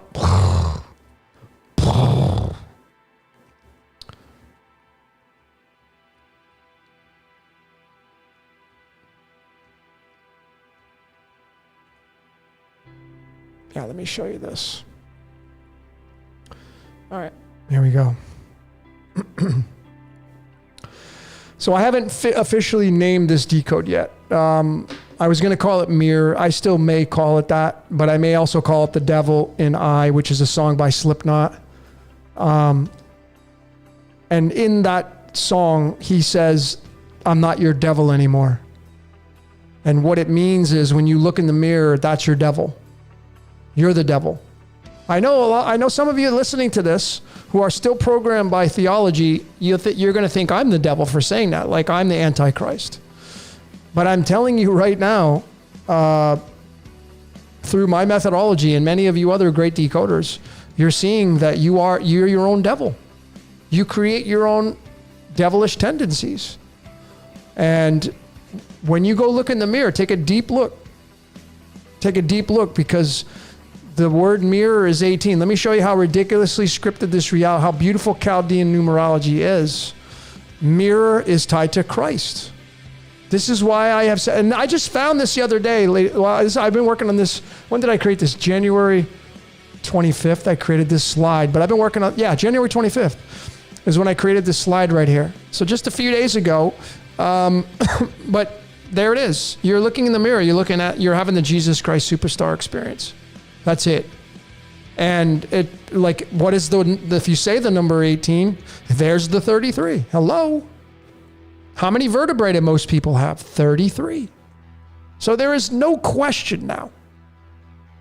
Unless you completely want to dismiss all of my methodology that I'm showing you here. Chaldean is the oldest known numerology cipher on the planet. The oldest. Okay, it's been around the longest. It works off of phonetics. It's not just numbers and letters. All right?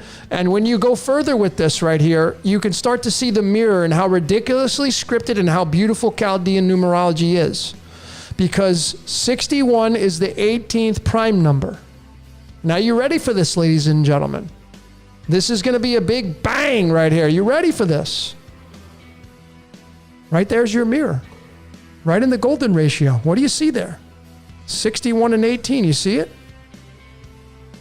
1.6 is the mirror of the 61, and there's the 18. Right there in the golden ratio. What is the golden ratio tied to? The sun. It's right there, folks.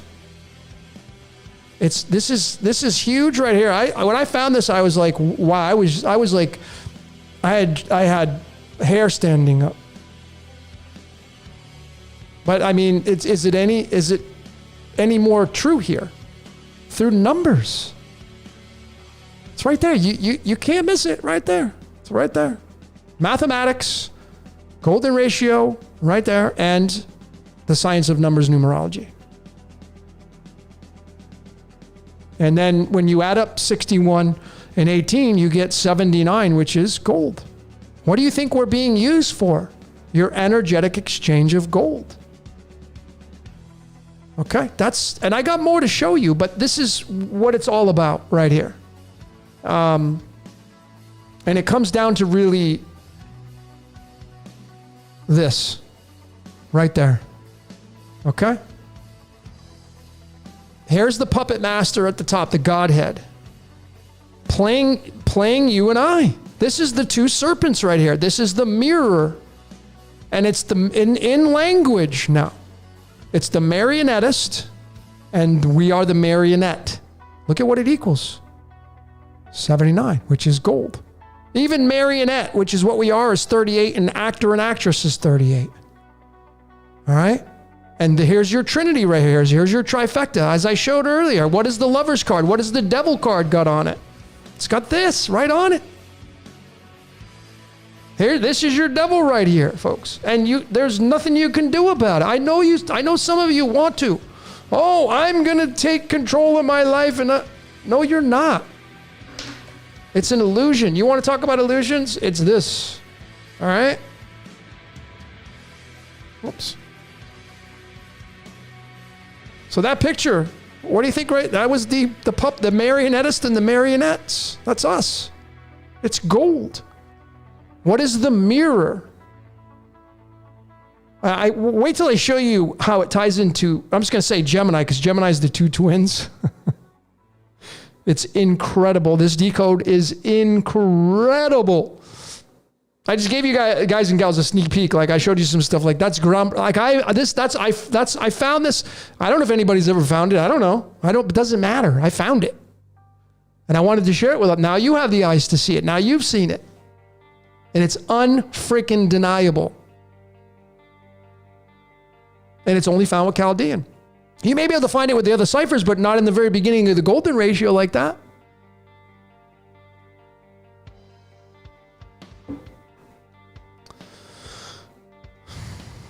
Life is beautiful, folks. Just go make lemonade, man.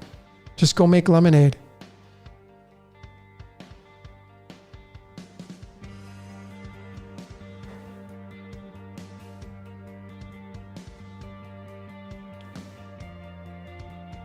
All right, what time is it? I'm not going to go too long tonight. 10:44. How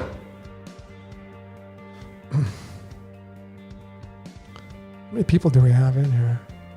Well, typical.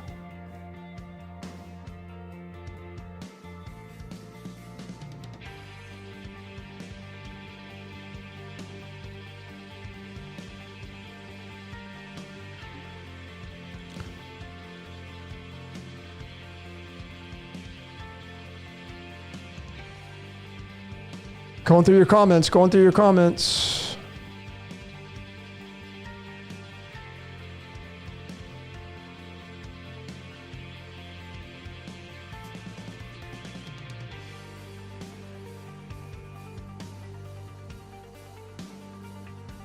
Six is sex. Well, I wonder what's on your mind. So funny, just we bring it down to the ridiculous, right? Like, well, nothing against that person who said that, but I think it's funny. Christine says, when you look in the mirror, we should tell ourselves, I love you. Absolutely. Some of the most healing work I've ever done is through the great Louise Hay. She's got a book called You Can Heal Yourself. You Can Heal Your Life, excuse me. I've done mirror work. When I was in prison, when I went to prison for 18 months, I had a 24-month sentence.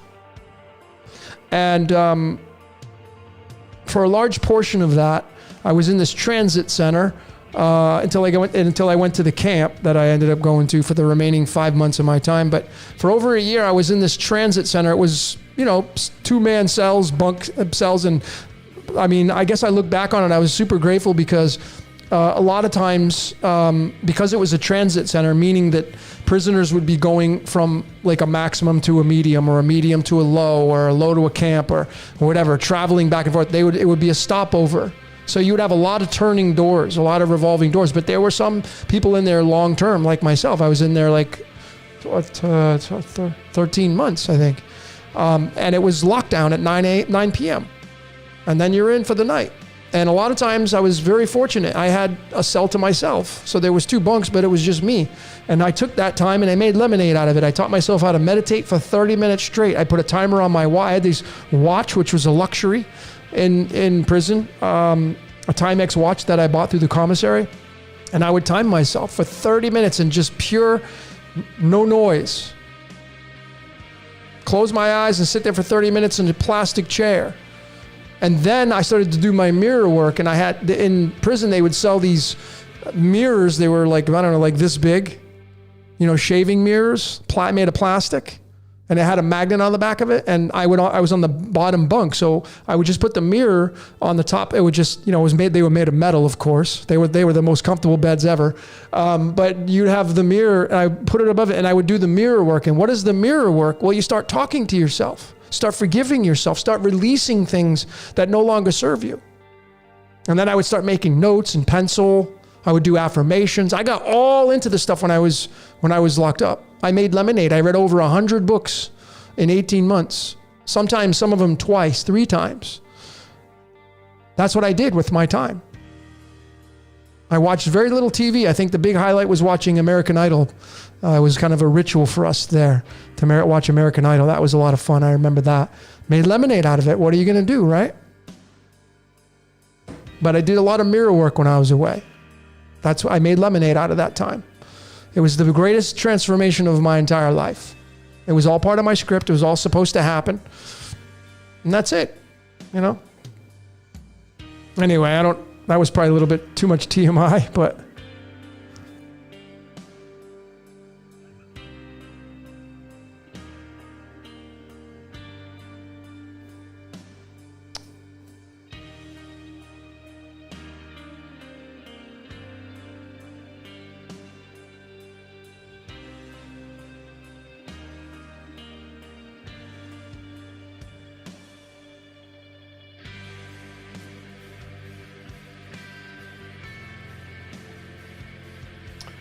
some of you are waiting for my course. I know I got to get on that and finish it. There's just so much information to put all this together and condense it all down where it will be easy to understand what all this information means.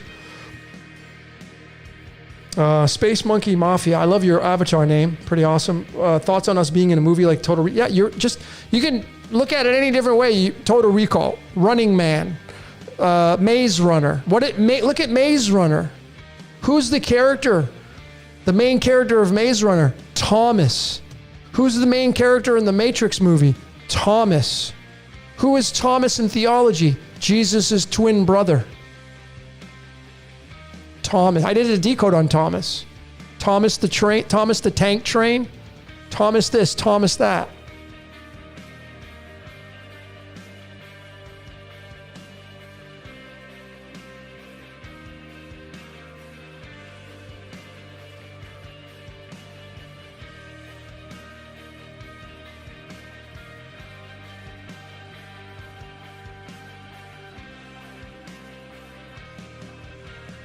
Yeah, let's talk a little bit about neutrality, right? Because some people kind of get it a little confused on what I mean by neutrality.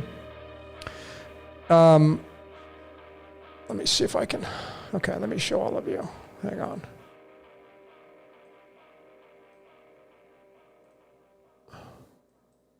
Hold on a second. Okay. So I'm going to narrate this for all of you. Here we go. I'm going to use my chakra system to make it fun, right? This is why I have it tattooed on my hand, because it reminds me that life's a joke. I think so anyway. But ladies and gentlemen, this graphic right here tells you your life completely. All right? So we have down here in the lower chakras, this is where the majority of the world hangs out and does most of their expressions in life, down here in hell. That's why fire is red, orange, and yellow. This is where most people spend their lives, right down here, because this area right here is where all the fun's at. Think about it. If your stomach says, feed me, you're making this happy. If something says go have sex and have an orgasm, you're making this happy.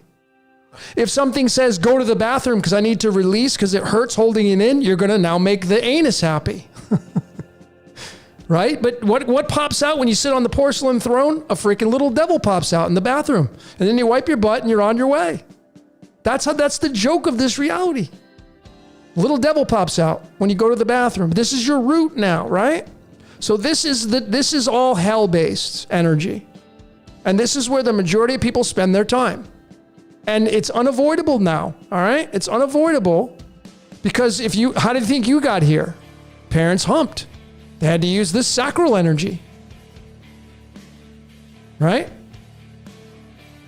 And then the intuition, in medical astrology, it's important. You got to keep the stomach clean because if you don't keep this clean, all the pipes don't work. And now your second brain gets jammed up, which is going to affect the third eye up here. But then if you get too heavily based down here and you need a little, overhaul, you come up to the heavenly realms up here. Maybe you need to go to church, or maybe you need to go to an AA meeting, or maybe you need to go to some, landmark or some kind of personal development course. That's all up here. Working with the brain, working with the third eye, right? This is all heaven up here. So you have your angels and you have your demons. And it's unavoidable to utilize both. It's a push-pull. And the serpents just go up this right here, constantly chasing that pulse of light. And when it reaches the top, it starts over and it goes up. And it starts over and it goes up. And really where you want to be is right here. This is why in nature, the major color on the world stage is green and blue. If you take away the sky at nighttime, it's, green is the dominant color. Vegetation, grass, trees, leaves. It's green. Green is, the word green is 20 in numerology, which is tied to balance. Balance is 20. And you got to realize that blood on the pH scale, it sits at 7.3 to 7.4. Now, we don't have a scale going up to 14, so when we reduce it down, we have the 7 scale here. So this means that the 7.3 to 7.4 is going to sit right here. This is where your blood sits, right there. That is slightly alkaline. That is slightly love. That is slightly service to others. If you're a fan of the Law of One, this is slightly 51% service to others, right here.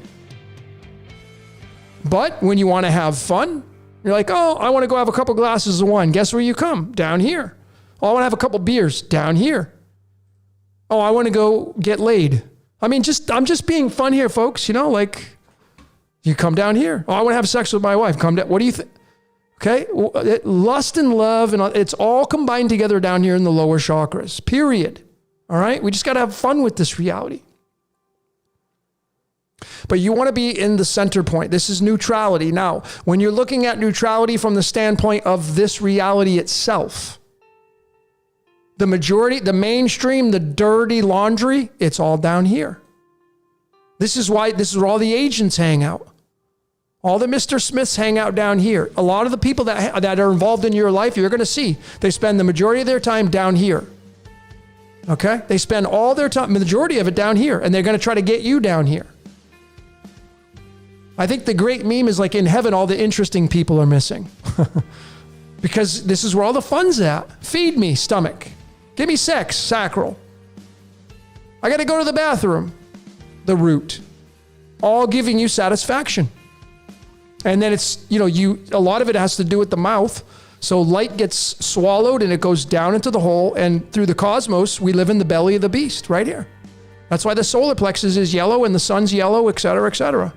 We live in the belly of the beast. This is right here, an anthropomorphic expression of the cosmos. You can tie the 7 planets in here as well, forming like a Voltron, if you've ever seen that commercial, Voltron. But really, you want to, being neutral is staying in the middle when it comes to like the mainstream and their dirty laundry, playing their game. See, if they want the game to go stronger down here towards the dystopia, they're going to feed you that. That's their job. You want to remain here. You just want to be an observer. You want to look down and say, well, no, I don't think I want to play that. I think I'm going to stay right here. But you don't judge. because these are essential to this whole entire system. All right? You want to get enlightened, you come up here. Right? You got to use the brain. You got to use the third eye. You got to close the little devils off, which are your two eyes. And the 7 days a week are here. Right here. 7 days of the week. 6th day is right there. Think about the 6th day of the week, the last day of creation. It's the frickin' third eye. This is Virgo, the virgin. It can be. But this is how this whole system works through my fun expression of the chakras right there. I hope you guys and gals like that.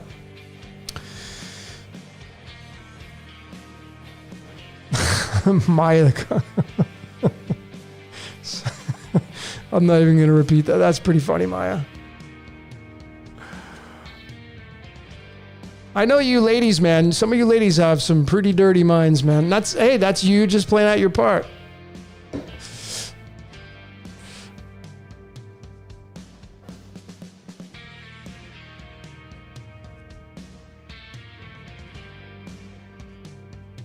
See, that's the thing. That's right. Who was saying?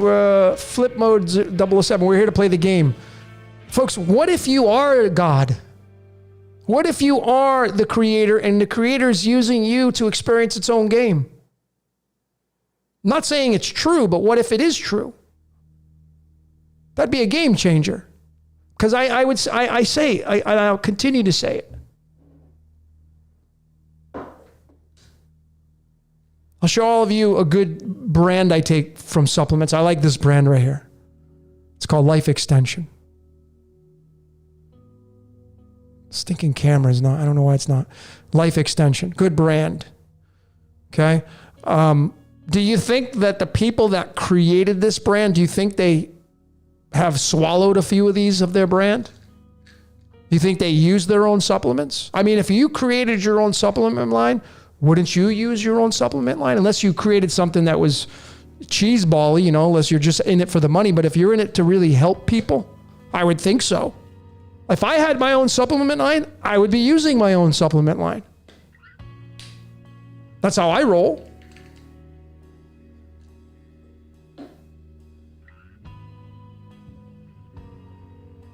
Wouldn't you play your own game if you made it? Wouldn't you use your own product if you created it? Of course you would.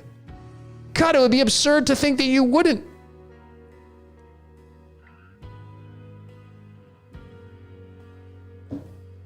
I want to see if I can find something. I just brought something to my mind. Hang on. Let me just see if I can find this. You guys and gals. I got to tell you, I have been watching, and I'm a huge fan of the show The Office. I don't know if all of you here have ever heard of it or seen it, but if you haven't seen the show, it's hilarious. I'm a huge fan of The Office. And let me see if I can find. Did I erase it?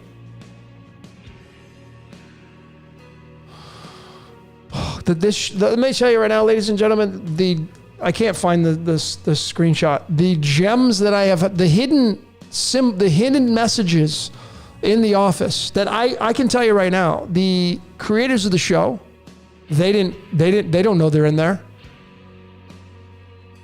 I promise you they don't know they're in there. I found them. I found some source code in there. It's just a game. It's a game changer. I just wish I could find it. I would show you the screenshot of it. I mean, game changer. I don't have it on my readily available right now. Hopefully, I still have it. But mind blown stuff.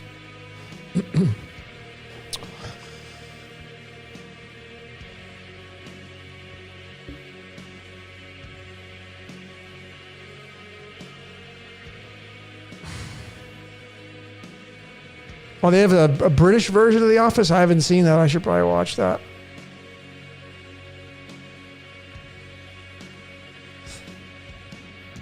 So Much Love is asking, any thoughts breakdown of 917? Go at the very top of this chat. I have pinned a comment there for it'sallinthecards.com. It'd be much easier for you to click on that and open that up and type and just type in your month and day. It's just an easy website, and read about the 917 birthday. The 917 birthday, which is going to be the 7 of clubs. 7 of clubs is the 7 of wands. 7 of clubs is the 20th card in the deck. 20th card. Patrick Mahomes, the quarterback for the Kansas City Chiefs, has got the 7 of clubs. Working on the Super Bowl right now. Prematurely, though. I will be. I'm almost certain I will. There might be a chance that I don't, but I'm almost certain I will once again do a decode on the Super Bowl before it happens to give you my pick.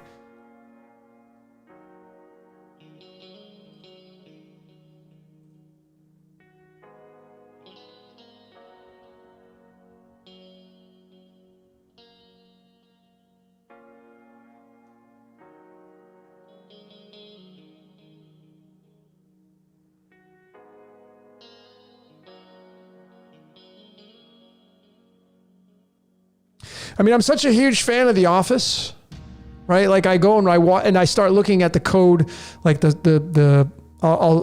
tell all you like some inside stuff of decoding, right? You can do this with shows too, right? You take a number that you have been seeing. Like let's say you've been seeing the number 29.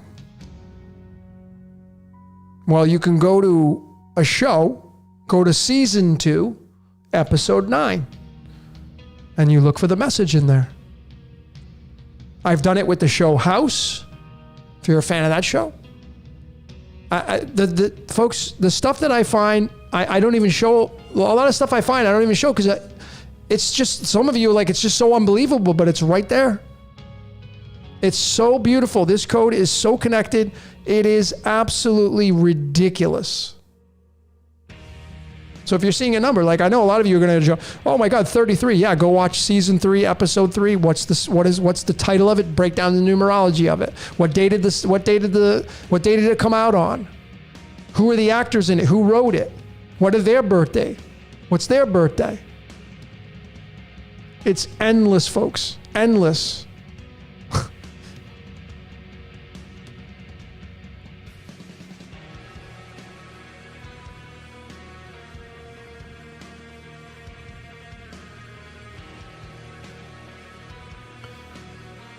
Oh, Ricky Gervais is the miserable guy from The Office. Okay, I'm going to have to check that out.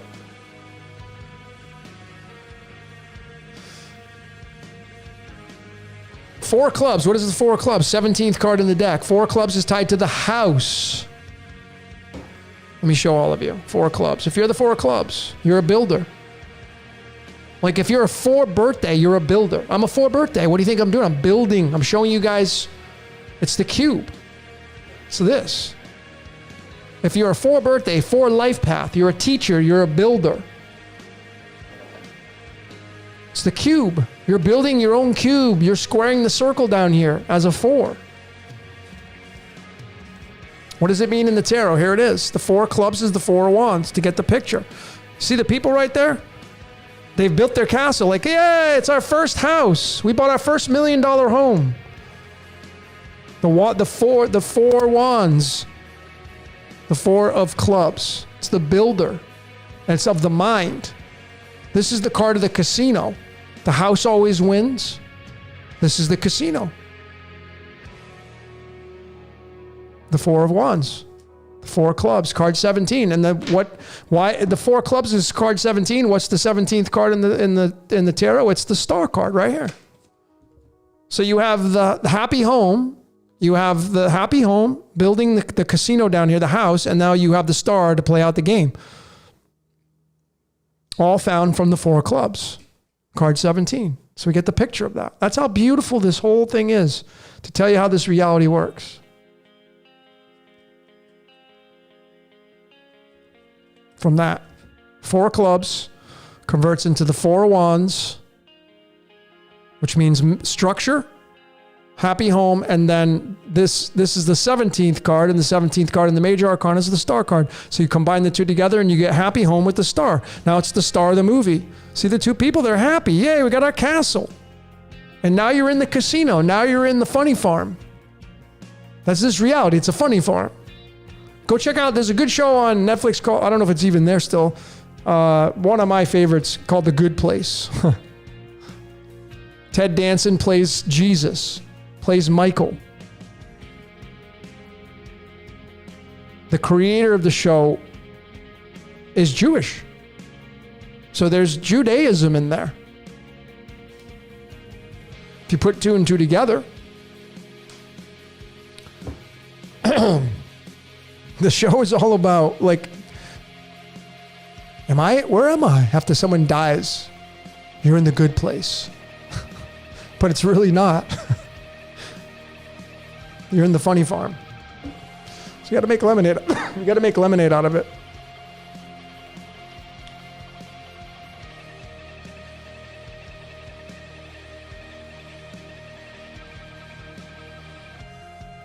Yeah, Michael equals 22, Dragon equals 22. Let me show you. I'll give you another slide. All right, I'll give you one more slide. Two more slides. Let me see.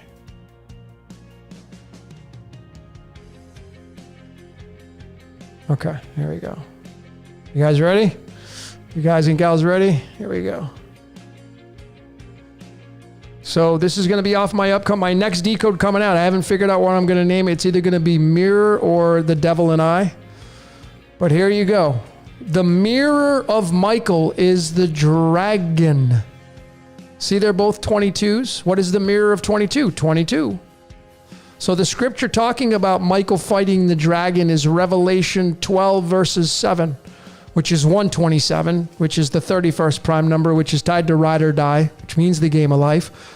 But it right there. And then when you bring in the tarot, when you bring in the tarot, look at all the fighting going on. And there was war. This is all war. This is card number 27. Why I'm showing that is because here is the 27th element called Cobalt. The C stands for chaos. The O stands for order. And this right here, this card is the 27th card in the deck. This is Michael fighting the dragon. All right? And what you have is Cobalt being an atomic mass of 58, and the scripture, numerology-wise, is a freaking 58. And here's the icon the Royal Society of Chemistry uses to describe Cobalt. You see the two dragons right there? Right there. You see? And then you get the goblin in the middle. Cobalt is 20, duality is 20. Comes from the word cobalt with a K, which is a 19, which means the sun. There's the two dragons right there. It's Michael fighting the dragon. You can't miss it right there. And it's 58, and it's the puppet master. Right there. Okay? So you can pick whatever character you want to pick. You can call yourself the Messiah if you want to call yourself, if that makes you feel good, if it makes you feel warm and fuzzy inside, and you got to go shout from the rooftops that you're the Christ and you're the Messiah, well, that's cool. But these are the mirrors of one another. And it's the puppet master that runs it all. The Godfather. Okay? It's clear as day right there that Michael fought the dragon. It's pretty simple to see. Right there. So the tarot, is it from the devil? Well, it's tied to the Bible, so I guess the Bible's from the devil. Anyways, those are some of the sneak peeks of my next decode coming out. This one's going to be monumental, this decode coming out. It's going to be monumental. Trust me on that. You're the mirror. The devil. I think I'm going to call it The Devil and I. Have you ever heard of that band Slipknot, The Devil and I? Step inside, The Devil and I. I'm not your devil anymore. Once you look in the mirror.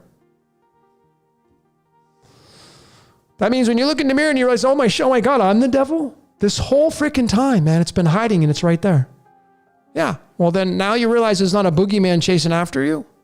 Well, then you stop giving your attention to the dirty laundry, stop pointing and it's them, it's they, it's their fault. And then you go and start to be the best little devil you could be. And now you become Jesus Christ. You become enlightened and you realize, oh my God, I am Jesus Christ. All of you are. So go create some freaking miracles, man, instead of bitching about everybody trying to take you down. You just get caught up in the distraction. And these agents, that's their job, to keep you busy of fighting. I got to go fight. I got to go tell everybody. But who's going to tell everybody about it? See, if enough people create the utopia, they will create the ripple to push that shit out. That's how a revolution happens. A true one, anyway.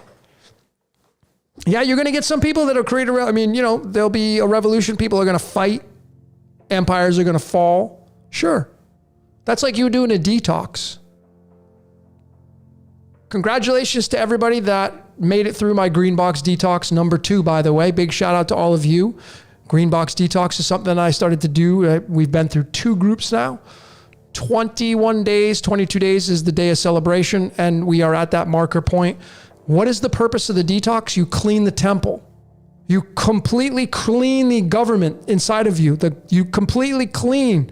You go and do a thorough cleansing of vetting, getting rid of all the dark hats inside of you physically. Detox. Well, that's what's going on. That's what seemingly is going to happen with this reality. At some point it will. There'll be a detox going on, a cleansing.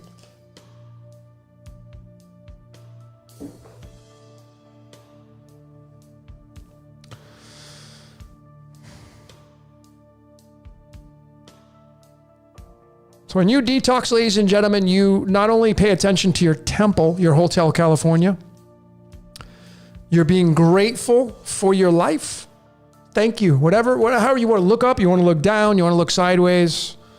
You want to just close your eyes and know that you are the God if you want to believe that. Whatever it is that you believe, that's all that matters. I'm gonna show all of you something. Let me just show you how funny this reality is.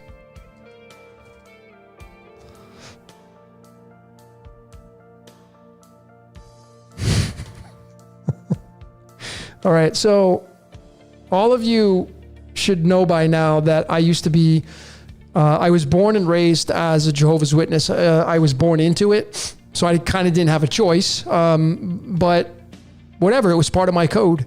And I got out, I kind of turned it down at the age of 16. I think I was 16. And I kind of went a little bit back and forth here and there throughout my adulthood. But now I'm where I'm at. But I'm going to show you this is how scripted this reality is. And how it's tied. Okay, so I want to just, let me just show all of you. All right. I'm going to tell you why your reality is the only reality that matters. Okay? Hang on.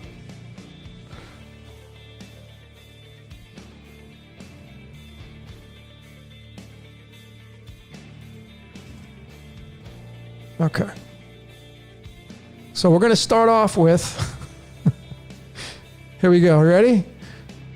We're going to start off with this right here. All right. And if you haven't seen my, even Welcome to Heaven Decoded was another good one. But this is where it's at. It's spirit coming down to play out the game called life, and it becomes matter. And you see that matter is 20, which is the same as this. Spirit becomes duality, which it then has what's called a birthday. Okay. And then you become carbon based, all 20. All right. And then it's lights, camera, action. So it's 56. I told you how big this 55 is the pentagram, 6 is the hexagram. I put a hex on you. Okay. Lights, camera, action, 56. And you have the speed of light being 56. And then you have spirit into matter. That's what the speed of light is. Coming down to play the game, and now you have this lights, camera, action. So this 56 is the big standout. Now I said I used to be a JW, and so they have this thing called the songbook. When you go to the meetings, church, you would sing songs before prayer, before and after the actual meeting that you have. So here, you want to see what song number 56 is? Right here from the JW website. Oh, there it is, ladies and gentlemen. Right from the religion I was raised in. Oh my God, the comedy. And folks, I didn't know this until I found it. I was saying this before I found it. So what is this telling you? Even this organization, which is obviously is from Judaism and Christianity blended into one, it's just another art piece of the architect. You got to make the truth your own. 56, which is when you make the truth your own, you now have your movie. Oh my God, I'm going to show you that again. Make the truth your own, folks. You make the movie. You see, even the JW organization tells you. So you can't make this shit up, man. As the great Nigel, big shout out to Nigel. He passed earlier on this last year, but man, he would say, you can't make this shit up. And there it was. Oh my God. I'm freaking hot from show. Oh, fuck. This reality is just hilarious, man. So there is no right or wrong religion, folks. Just, oh my God. Right out. One of the strictest religions there is. Make the movie your own. And what is the card in the tarot? One of the cards that make up the 56. Spirit into matter being 56. Lights, camera, action being 56. What card is it? This one. It's spirit traveling over the water. And then you got to get into Genesis 1 verses 2, which says the Spirit of God moved over the water. There it is. Making the truth your own, lights, camera, action, and playing out the movie. Oh God, this reality is funny. Woo! All right. Oh my God, I'm having such a good time tonight. Okay. Yeah, I mean, even the band Rush, man, I decoded the song Limelight. I still have that one shelved. I broke down the damn video, their own video that they created. When he says living in the limelight, when Lee Getty said living in the limelight for the first time, the timestamp on their own video they put out, their very own official video. If you go look at the timestamp of that. Oh my God, folks, mankind's not running a damn thing down here. They're just not. Just gotta have fun living in the limelight. It's all theater. William Shakespeare, 59. The Game of Life, 59. I mean, it's freaking ridiculous.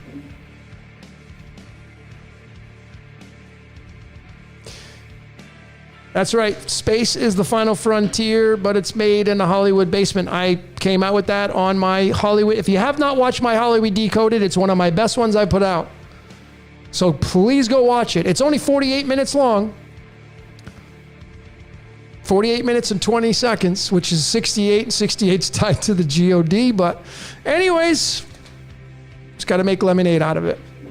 And it becomes so much more blissful and peaceful in this life. Instead of complaining, bickering, I'm sick of this game, screw this game, I've had enough. Well, you're not making lemonade, man. You're just being a sourpuss lemon. Don't be around me with that damn energy.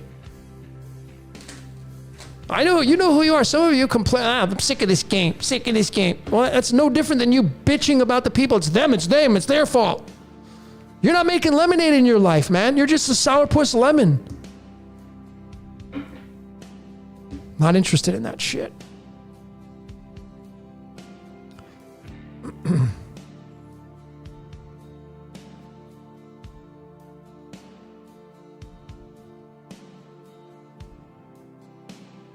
All right, let's change up the music a little. I'm gonna end this transmission in a little bit. Let's do a collective card pull. Yeah, it's time. I got a headache. I've had it. Well, it's kind of going away, but let's get some dream state logic going on here for the card pull.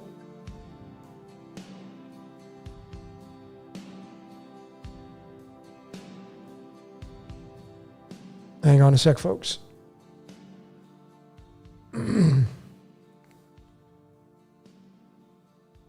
Yeah, exactly. What if there's a waiting line to get in the game? See, folks, these are the things I take into consideration, man. Be grateful for your freaking life.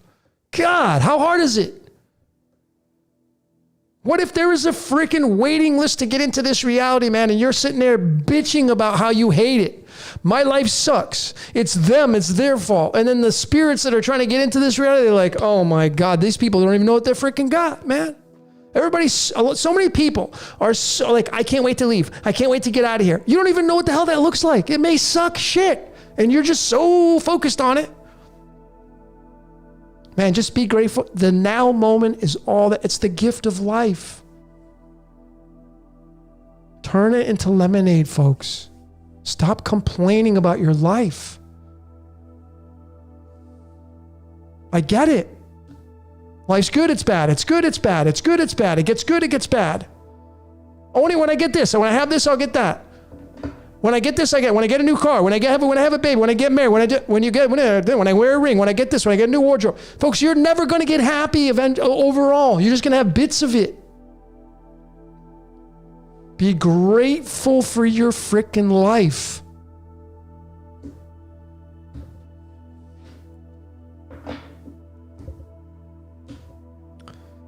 Make the truth your own, right from the JW organization. Oh my God. Right from the Jehovah's Witness organization. Make the truth your own. I know what it means. It means the movie. Make the movie your own. Be the star in your own movie.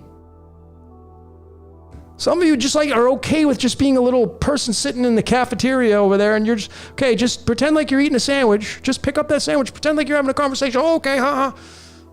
You're not even a star in your own movie because you're too busy bitching about their movie.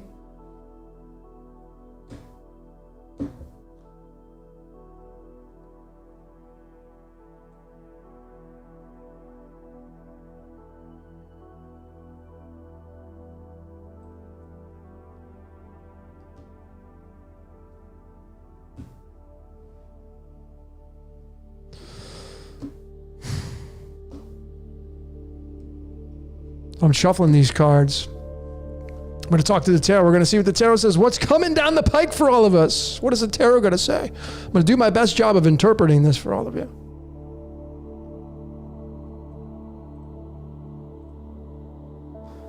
That's right, Jodestar. Be a creator. Go create something cool. Go window shop. Go window shop for the universe. Pretend like you have no limitations. It's a fun exercise. Imagine you had $20 million in your bank account right now. Now what are you going to do? Forget about, I don't need money. Folks, you need money, okay? You need it. Sorry to tell you, all of you need it. So if you had 20 million in your bank account, are you going to be an asshole? If you're an asshole now, you'd be more of an asshole when you get 20 million. You'd be even worse. What are you going to do with 20 million? What are you going to go create now? Some of you may need that to bump you, to get you going in that direction.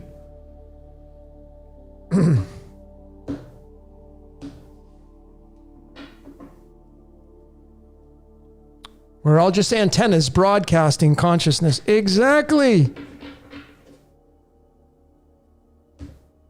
One last thing, let me show you this since you just mentioned that. So when you're born, you're attached to this. This is what every baby is attached to inside the womb. This is your lifeline. The placenta. 30. And this 30, of course, is tied to this. What the Gnostics call God. Okay? And if you don't like that, we'll just go to this. Okay? The placenta. And when you cut that and the umbilical cord gets cut, you now have your brain and now you're being this. You're being role played. And when you're role played, you're giving this. You're giving feedback. Your brain is a transmission station. It's a transmission station. That's what it is. And this is where you're going to get this guy right here. Coming down. What does Santa Claus mean? Coming down the chimney, coming down, spirit coming down to play the game of life. Giving you gifts. Right? Santa Claus. It's really simple. And even the word 30 is 17, which is right here. The Yod He Vav He, 17. So that's it. So quit bitching, quit complaining, and make the truth your own. It's just really simple. It's, you become the star of the movie, and you're being used, folks. But have fun with it. Even if you don't agree with that, that's fine. Take that off the board. But stop bitching and complaining. Nobody needs to hear you bitching and complaining. Don't sit there with your neighbor just like, oh, did you hear about this? Did you hear about that? That's going on. And you're just making it stronger. You're making it more powerful by sharing these new subscriptions. I got to tell people, but I got to tell them about this. I mean, if you're going to share information, share it with people that are like-minded, that are not going to give their energy to it. They're just like, okay, I see what's going on.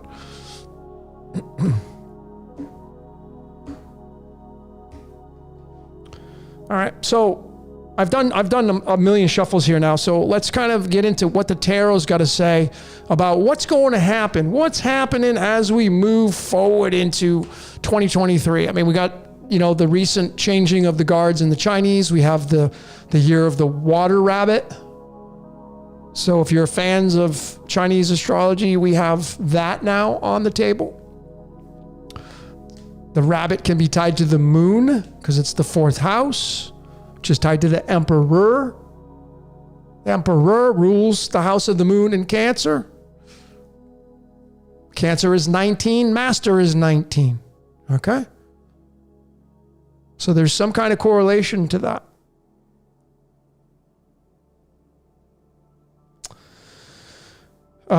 Maya's asked me, have I had long? I have had long. I've had hair down, it started to kind of curl right here. I grew it out back in 2000 and from December or January of 2019 to February of 2020, I grew my hair. I just didn't cut it, and I grew it about that long. It was cool, but I'm about easy peasy. So I'm not into all that longer hair or antennas, and I don't have long hair, and I'm downloading information. So I think that it's fun to talk about that concept, but I just don't see the connection. That's what I believe anyway, because I got short hair and I'm downloading a ton of shit. So.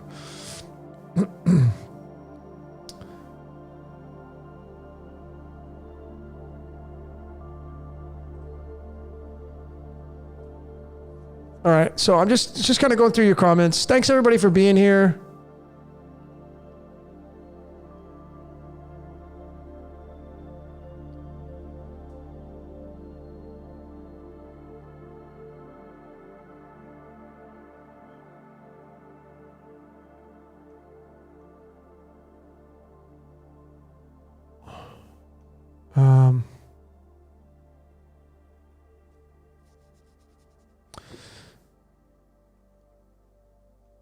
Okay.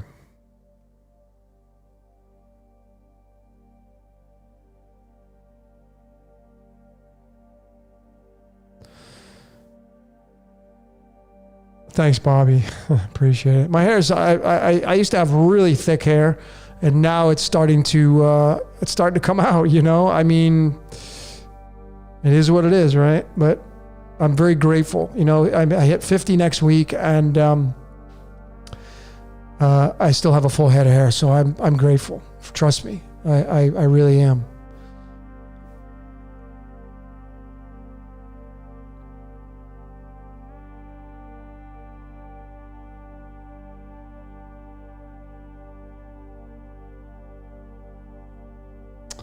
I think your brain is the receiving station. I don't think your hair has anything to do with it. I think the brain is where it's at. The little voice in your head is tied to your brain. It's not tied to your hair.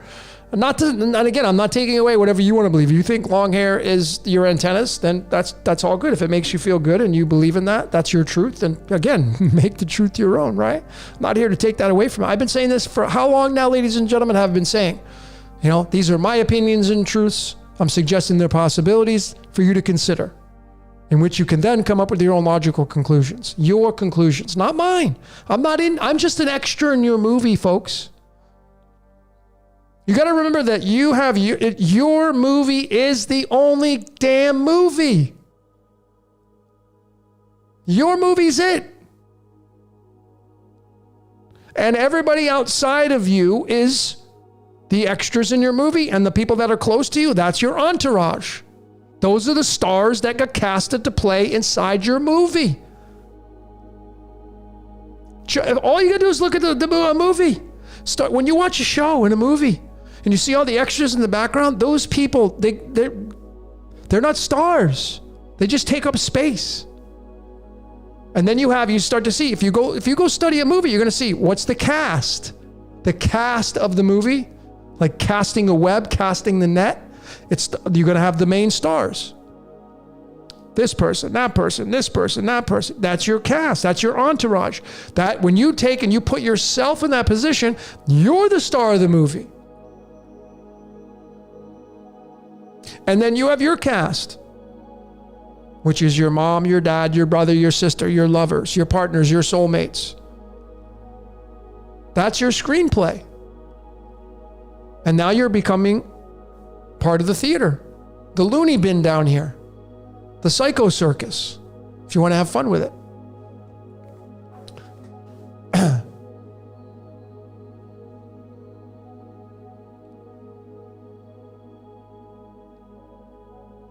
So if you just look at it that way, ladies and gentlemen, it's your movie, it's your script, it's your screenplay. You don't need to defend it. And if you want to have more harmony in your life, stop giving your energy to these dirty laundry sectors. That's all you got to do. Just start to, Nirvana. If you go study Nirvana and get into Buddhism and becoming a monk, and what do? Why do they shave their head? They get rid of all these distractions. They get rid of all these egoic things to strip away these layers. To get to Nirvana, you need to let go of all beliefs. You got to start taking into consideration that all the beliefs you have, they darken your soul, your spirit. Every time you adopt a belief, that's like a piece of black inside of you. Oh, I'm going to believe that. Okay, yeah, I like that. No, I believe that. No, that's not true. It's this truth. Then you add. And as you go through life, you become darker and darker and darker and darker and darker and darker and darker. Because you continually add information. That's why it can be very lonely. It can get very heavy when you study stuff. Because you get more dark. And there is some truth in ignorance is bliss. Knowledge can be a curse. By the way, in that song, The Devil and I, by Slipknot, he says, I'm not your devil anymore. That equals 81 in numerology. If you watch my Cannabis Decoded, cannabis is tied to 81, which is tied to the tree of knowledge, telling you clearly that you're the devil. Stop trying to externalize it. Just look in the mirror and there's your devil. That's your competition. Thank you, Scott Duffy, for that. You want your competition? Just go look in the mirror. All right, so one more. Okay, so ladies and gentlemen, let's just see what the tarot is going to say. We're going to do the bottom, the middle, and the top. We're going to try to interpret it best we can. Maybe we'll add on a couple cards. Don't even know. I'm not even going to go into 30 seconds. Doesn't even need to even do that. But let's see what the universe is got going on for all of us here. All right, let's see what it's got to say. This is general, so I have no clue what it's going to say. But I will be telling you a little bit about how I think this works. Okay, so at the bottom of the deck, we have my birth card.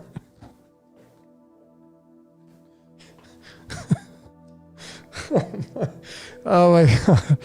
Okay, so automatically, just so you know, remember, these tarot cards are all tied to past 21, they're all tied to double numbers. So every one of the pip cards is going to have a double number attached to it because the way the tarot is lined up, if you incorporate the Fool as 22 as well as the 0, we now have 78 cards, and this is card number 58 tied to the Puppet Master. If you remove the Fool, you now have 57. 57 is tied to the Truman Show. What was the Truman Show all about? Trapped and Limited. So at the bottom of the deck, we have, I mean, come on, I'm doing this right now. We're all in tune here. We're all having fun. This shit's a lot of fun right now, right? We're all having fun in this reality. So it's this. This is the Neo card. If you checked out my my last decode, there was, folks, in that decode was a monumental discovery comparing the Truman Show with the Matrix. Who are the main characters of the Truman Show and the Matrix, the male characters? Jim Carrey. Jim Carrey has the JC, which is Jesus Christ. And in the Matrix, it was Neo, Keanu Charles Reeves. And the comparison between the two, at the end of the movie, what was Jim Carrey doing? He was going up the stairs to go into the black square. He does the cross before he does his bow. And he walks through into the darkness, not into the light. They're saying they go into the darkness. And he goes up. So he's going up to heaven. Stairway to Heaven is 57. The Truman Show is 57. He's going up the stairs, seemingly to get the hell out of here. And Jim Carrey has the 10 of Diamonds card in his hip for his birth card. This is how ridiculously scripted and coded. And if you think that they're the creator of the Truman Show and the Wachowskis are sitting down to try to pull one over on you, they got together and say, well, we got to make this character because, one's going up, one's going down. So Jim Carrey, he's got the card of Jesus Christ. This is card 36. Jesus Christ equals 36. Jim Carrey has the initials JC, which is Jesus Christ. He starred in a movie called Yes Man, which is Yeshua Man. 10 of Diamonds is the binary system. 10's tied to Saturn, which is tied to time. Jim Carrey goes up the stairs to leave the game. Well, what is the opposite of that? Going down into the game, and now you get into Keanu Charles Reeves and Neo, and you see him with the sunglasses. Sunglasses meaning going down into the simulation. And what is Keanu Charles Reeves' birth card? The 9 of Diamonds, which is just below the 10. So you have the Jim Carrey character going out of the game with the 10, and you have Keanu Charles Reeves going down into the simulation. This is the 35th card in the deck, and the word simulation equals 35. This is Keanu Charles Reeves' birth freaking card, September 2nd. Hello? And it's below the 10, going down into the cube. This is the cube of Saturn, going down into time. How many numbers are on the magic square of Saturn? 1, 2, 3, 4, 5, 6, 7, 8, 9. So you have one guy going up, one guy going down. And the guy going down, Thomas A. Anderson, what does his name in numerology equal? 57. What's the 57th card in the tarot? Right here. Neo goes down into the Matrix. And now you're trapped and limited. Bam! Right there. You can't miss it. That's the bottom of the deck. Now I'm kind of interested to see what the hell is going to be in the middle and the top. All right, let's get the middle of the deck. I'm going to do my best to get the very middle. Do it right on air here. Here we go. I'm going to try to get the middle. That looks good right there. We're going to slide it up. And what do we have? We get the Knight of Wands. There you go. The Knight of Wands, which is card number 34. 34 and 33. The Jack of Clubs. So the Jack of Clubs tied to the number 24. This card right here is like rushing, making moves, and using the mind to do it. So we have the Trapped and Limited, and then the rushing card, and then at the top of the deck, we have, wow, we get the Wheel of Fortune. So here's the triplicate. Here's the Trinity tonight for this reading. So we have these three lined up right there. So we have the Trapped and Limited, the Knight of Wands, 34, which is seemingly is tied to the moon as well, but it's tied to the number 24. And then we have the Wheel of Fortune. So at the very end of this, let's clarify the middle card, the Knight of Wands. I'm kind of curious what the hell that means right there. So we get the Trapped and Limited, and at the very tail end, we have the Wheel of Fortune, which of course is Saturn's card. This is in your 10th house. This is what card's going to sit there, spinning the wheel to determine your fate. It's got the Yod-Heh-Vah-Heh right on it. Capricorn's house, Saturn, Kronos, Yod-Heh-Vah-Heh, hello, all the same thing. We just talked about Jim Carrey coming out of the hole, that going up the 10 of diamonds, but let's clarify the Knight of Wands. Let's see what we can get for the Knight of Wands here, sitting in the middle. I want to know what the hell that means. Let's pull from the middle of the deck here. Pull from the middle of the deck to clarify that Knight of Wands. So we get the Five of Cups. Now, I know it came out in reverse, and some people say, well, you're going to read it in the reverse, whatever. No, I'm going to read them upright, okay? The Knight of Wands rushing into 34, this is card 41. This card right here is tied to the Five of Hearts, the restless heart. Let me see if I can make heads or tails of this. What the hell does this mean? Trapped and Limited, Knight of Wands, rushing. I would definitely say, ladies and gentlemen, because this is going to play out for all of you, right? Individualistically, as an average. But what matters most is what it means to you.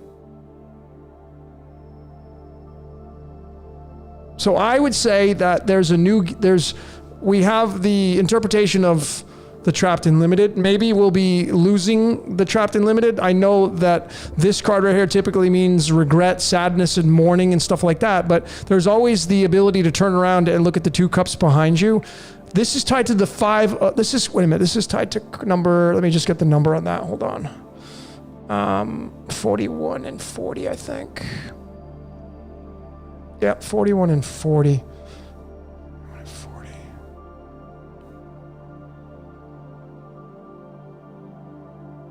33.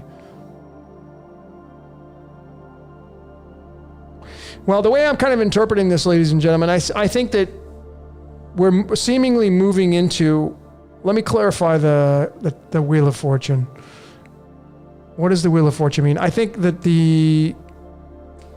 let me just see what the card's going to be for the Wheel of Fortune.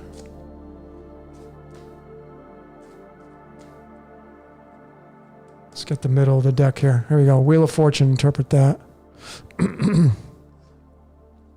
we have the Three of Diamonds, Three of Pentacles. This is starting something brand new. So I would say for sure, ladies and gentlemen, for you individually, okay, instead of feeling like you're trapped and limited,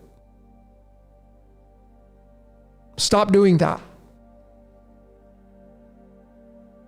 All right? Forget about predestination, make the truth your own. Go, what's your movie look like?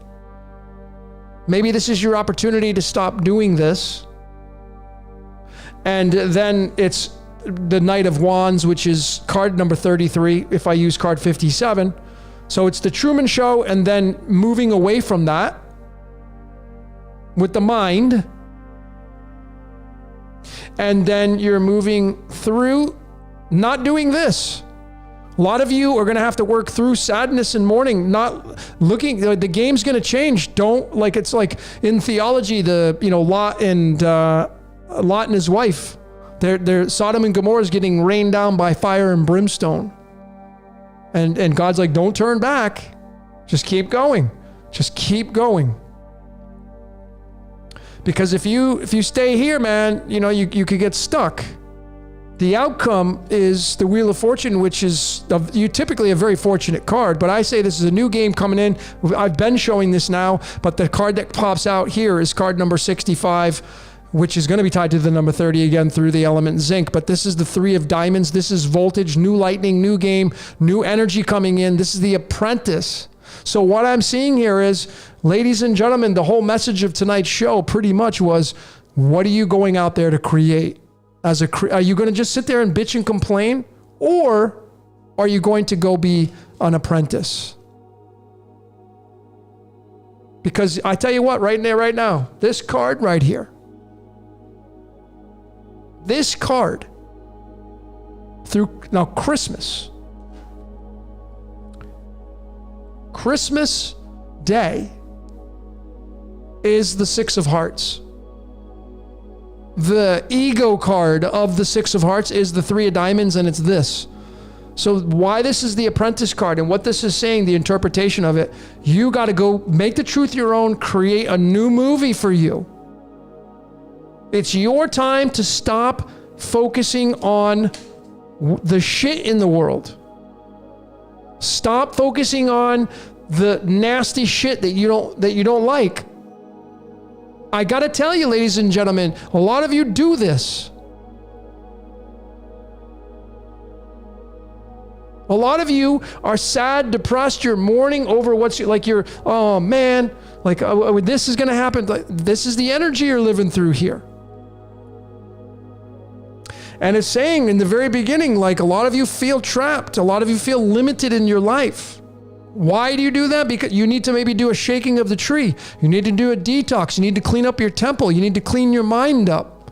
And this is the cleaner of the mind right here. This is the mental card, the jack that goes into the mind to freaking clean it all out. You need you need to freaking clean your mind. Because you got too much of this, depression, mourning. This is all negative energy. A lot of you have this in your mind right now. You're too focused on the cups that have fallen down. All the shit you don't like in life. It's them, it's they, it's their fault. They're doing this. You're out there sharing stuff on your social media page of all the negative, low chakra garbage. That's what this is. And you're getting depressed about it. You think life sucks. I see some of the comments. I don't want to be here anymore. Life this is it. This is my last life. Folks, if you're in that energy, man, you're not living. You're dying quick. You may have 30 more years on this planet. Are you going to continue to live 30 years of this?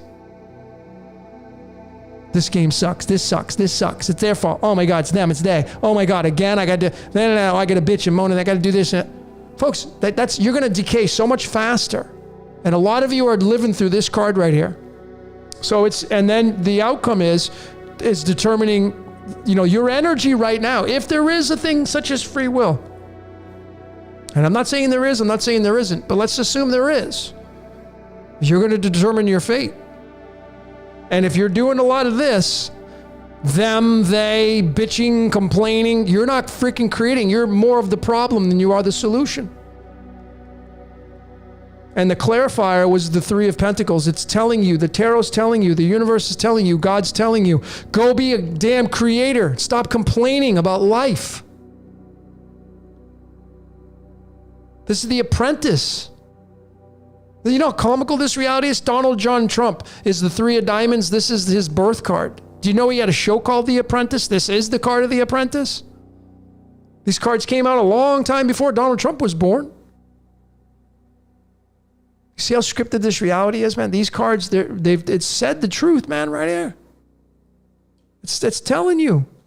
So the big takeaway is to clean your shit up, clean your mind up, do a mental house cleaning. This is the mind. Clean your freaking house. Clean the shit. Do a lobotomy if you have to. Cut out some toxicity in your life. Get rid of some people that are just in your entourage that are just like, they're not stars anymore. They're being phased out. In movies, what happens when you want to take a character out? They get killed, or some of you need to cut some of these people out in your life. Mental house cleaning, and stop and don't freaking mourn over it. There are no accidents or mistakes in your life. Everything just is. If you do something, you were supposed to do it. Stand by it. Don't second guess yourself. And you'll then have the ability to live through the full potential of this card and this card, which is the Apprentice. So go be the damn creator. The Apprentice is the card of voltage.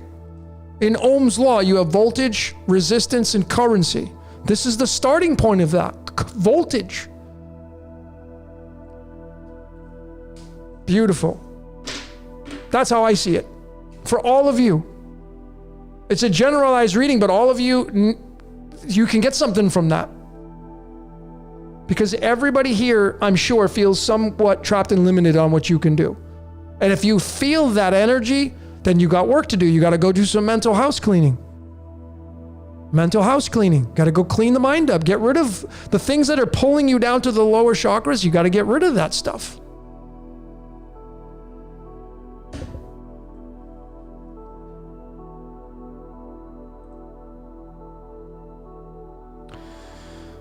All right, ladies and gentlemen. So that's all I got for tonight, man. This was a lot of fun, a lot of laughter.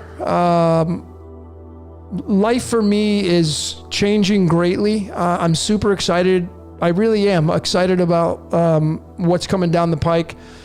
It's not always going to be rainbows and fluffy clouds and unicorns and, the Skittle rainbow and candy and sugar. And it's not going to be all that all the time. Sometimes it can be that 5 of Cups energy. Sometimes it can be this. Just always remember, there's always something behind you. See those cups that are standing up? This individual's looking at the shit spilled over. If you're in a relationship and somebody breaks up with you, and it's like a toxic relationship, but you're like this is what you're doing. You're holding on to that energy. Some of you can't get past this, but what's standing behind you is a brand new relationship waiting for you. Some of you are in a relationship and this is your relationship. It's crap. It's not providing you any happiness anymore. You see, when you wake up in the morning, can you honestly say that I'm happy? I can't. They're like, you're not going to ever get happy. That's the contradiction. But there are bits of it. Like, can you wake up and say, I can't wait to start my day today? If you're not in that space, man, you should be second guessing your life. If you wake up and you're living this, well, you gotta do some mental house cleaning right here. Okay? That's what I got for all of you. Tomorrow's not freaking guaranteed. So go do your thing. All right? All right, so I'm going to put on, this song came at me when I was in the shower getting ready for this, What's Your Question 51. And I'm going to put on a song by the great band Kiss, which I played before. And where the hell is it? There it is. So I want to put this song on right here. This one is one of my favorites. So I like, this is the instrumental version. I was made for, so big shout out to the band Kiss. Big shout out to all you great decoders. Thanks for joining in. What's Your Question 51? Just remember, I was made for loving you and you were made for loving me. That can be a partner, but it's also the game of life. The game of life was made for loving you, and you're going to chase after the game of life, which is called love. So ladies and gentlemen, that's a wrap for What's Your Question 51. I appreciate each and every one of you for being here tonight on this Saturn day, moving into now it hasn't even hit Sunday yet. So we've just officially going to be Saturn tonight. I hope you got a lot out of this presentation, this podcast. Share it with your friends and family if you liked it. If you don't, no problem. But don't leave any bitchy comments. Okay? Make lemonade in life. That's the best way to do it. All right, ladies and gentlemen. So that's a wrap. What's Your Question 51? Until next time, I'm going to let this play. You can do your chat. You know how I roll with everything here. Till next time, ladies and gentlemen, we will see you later.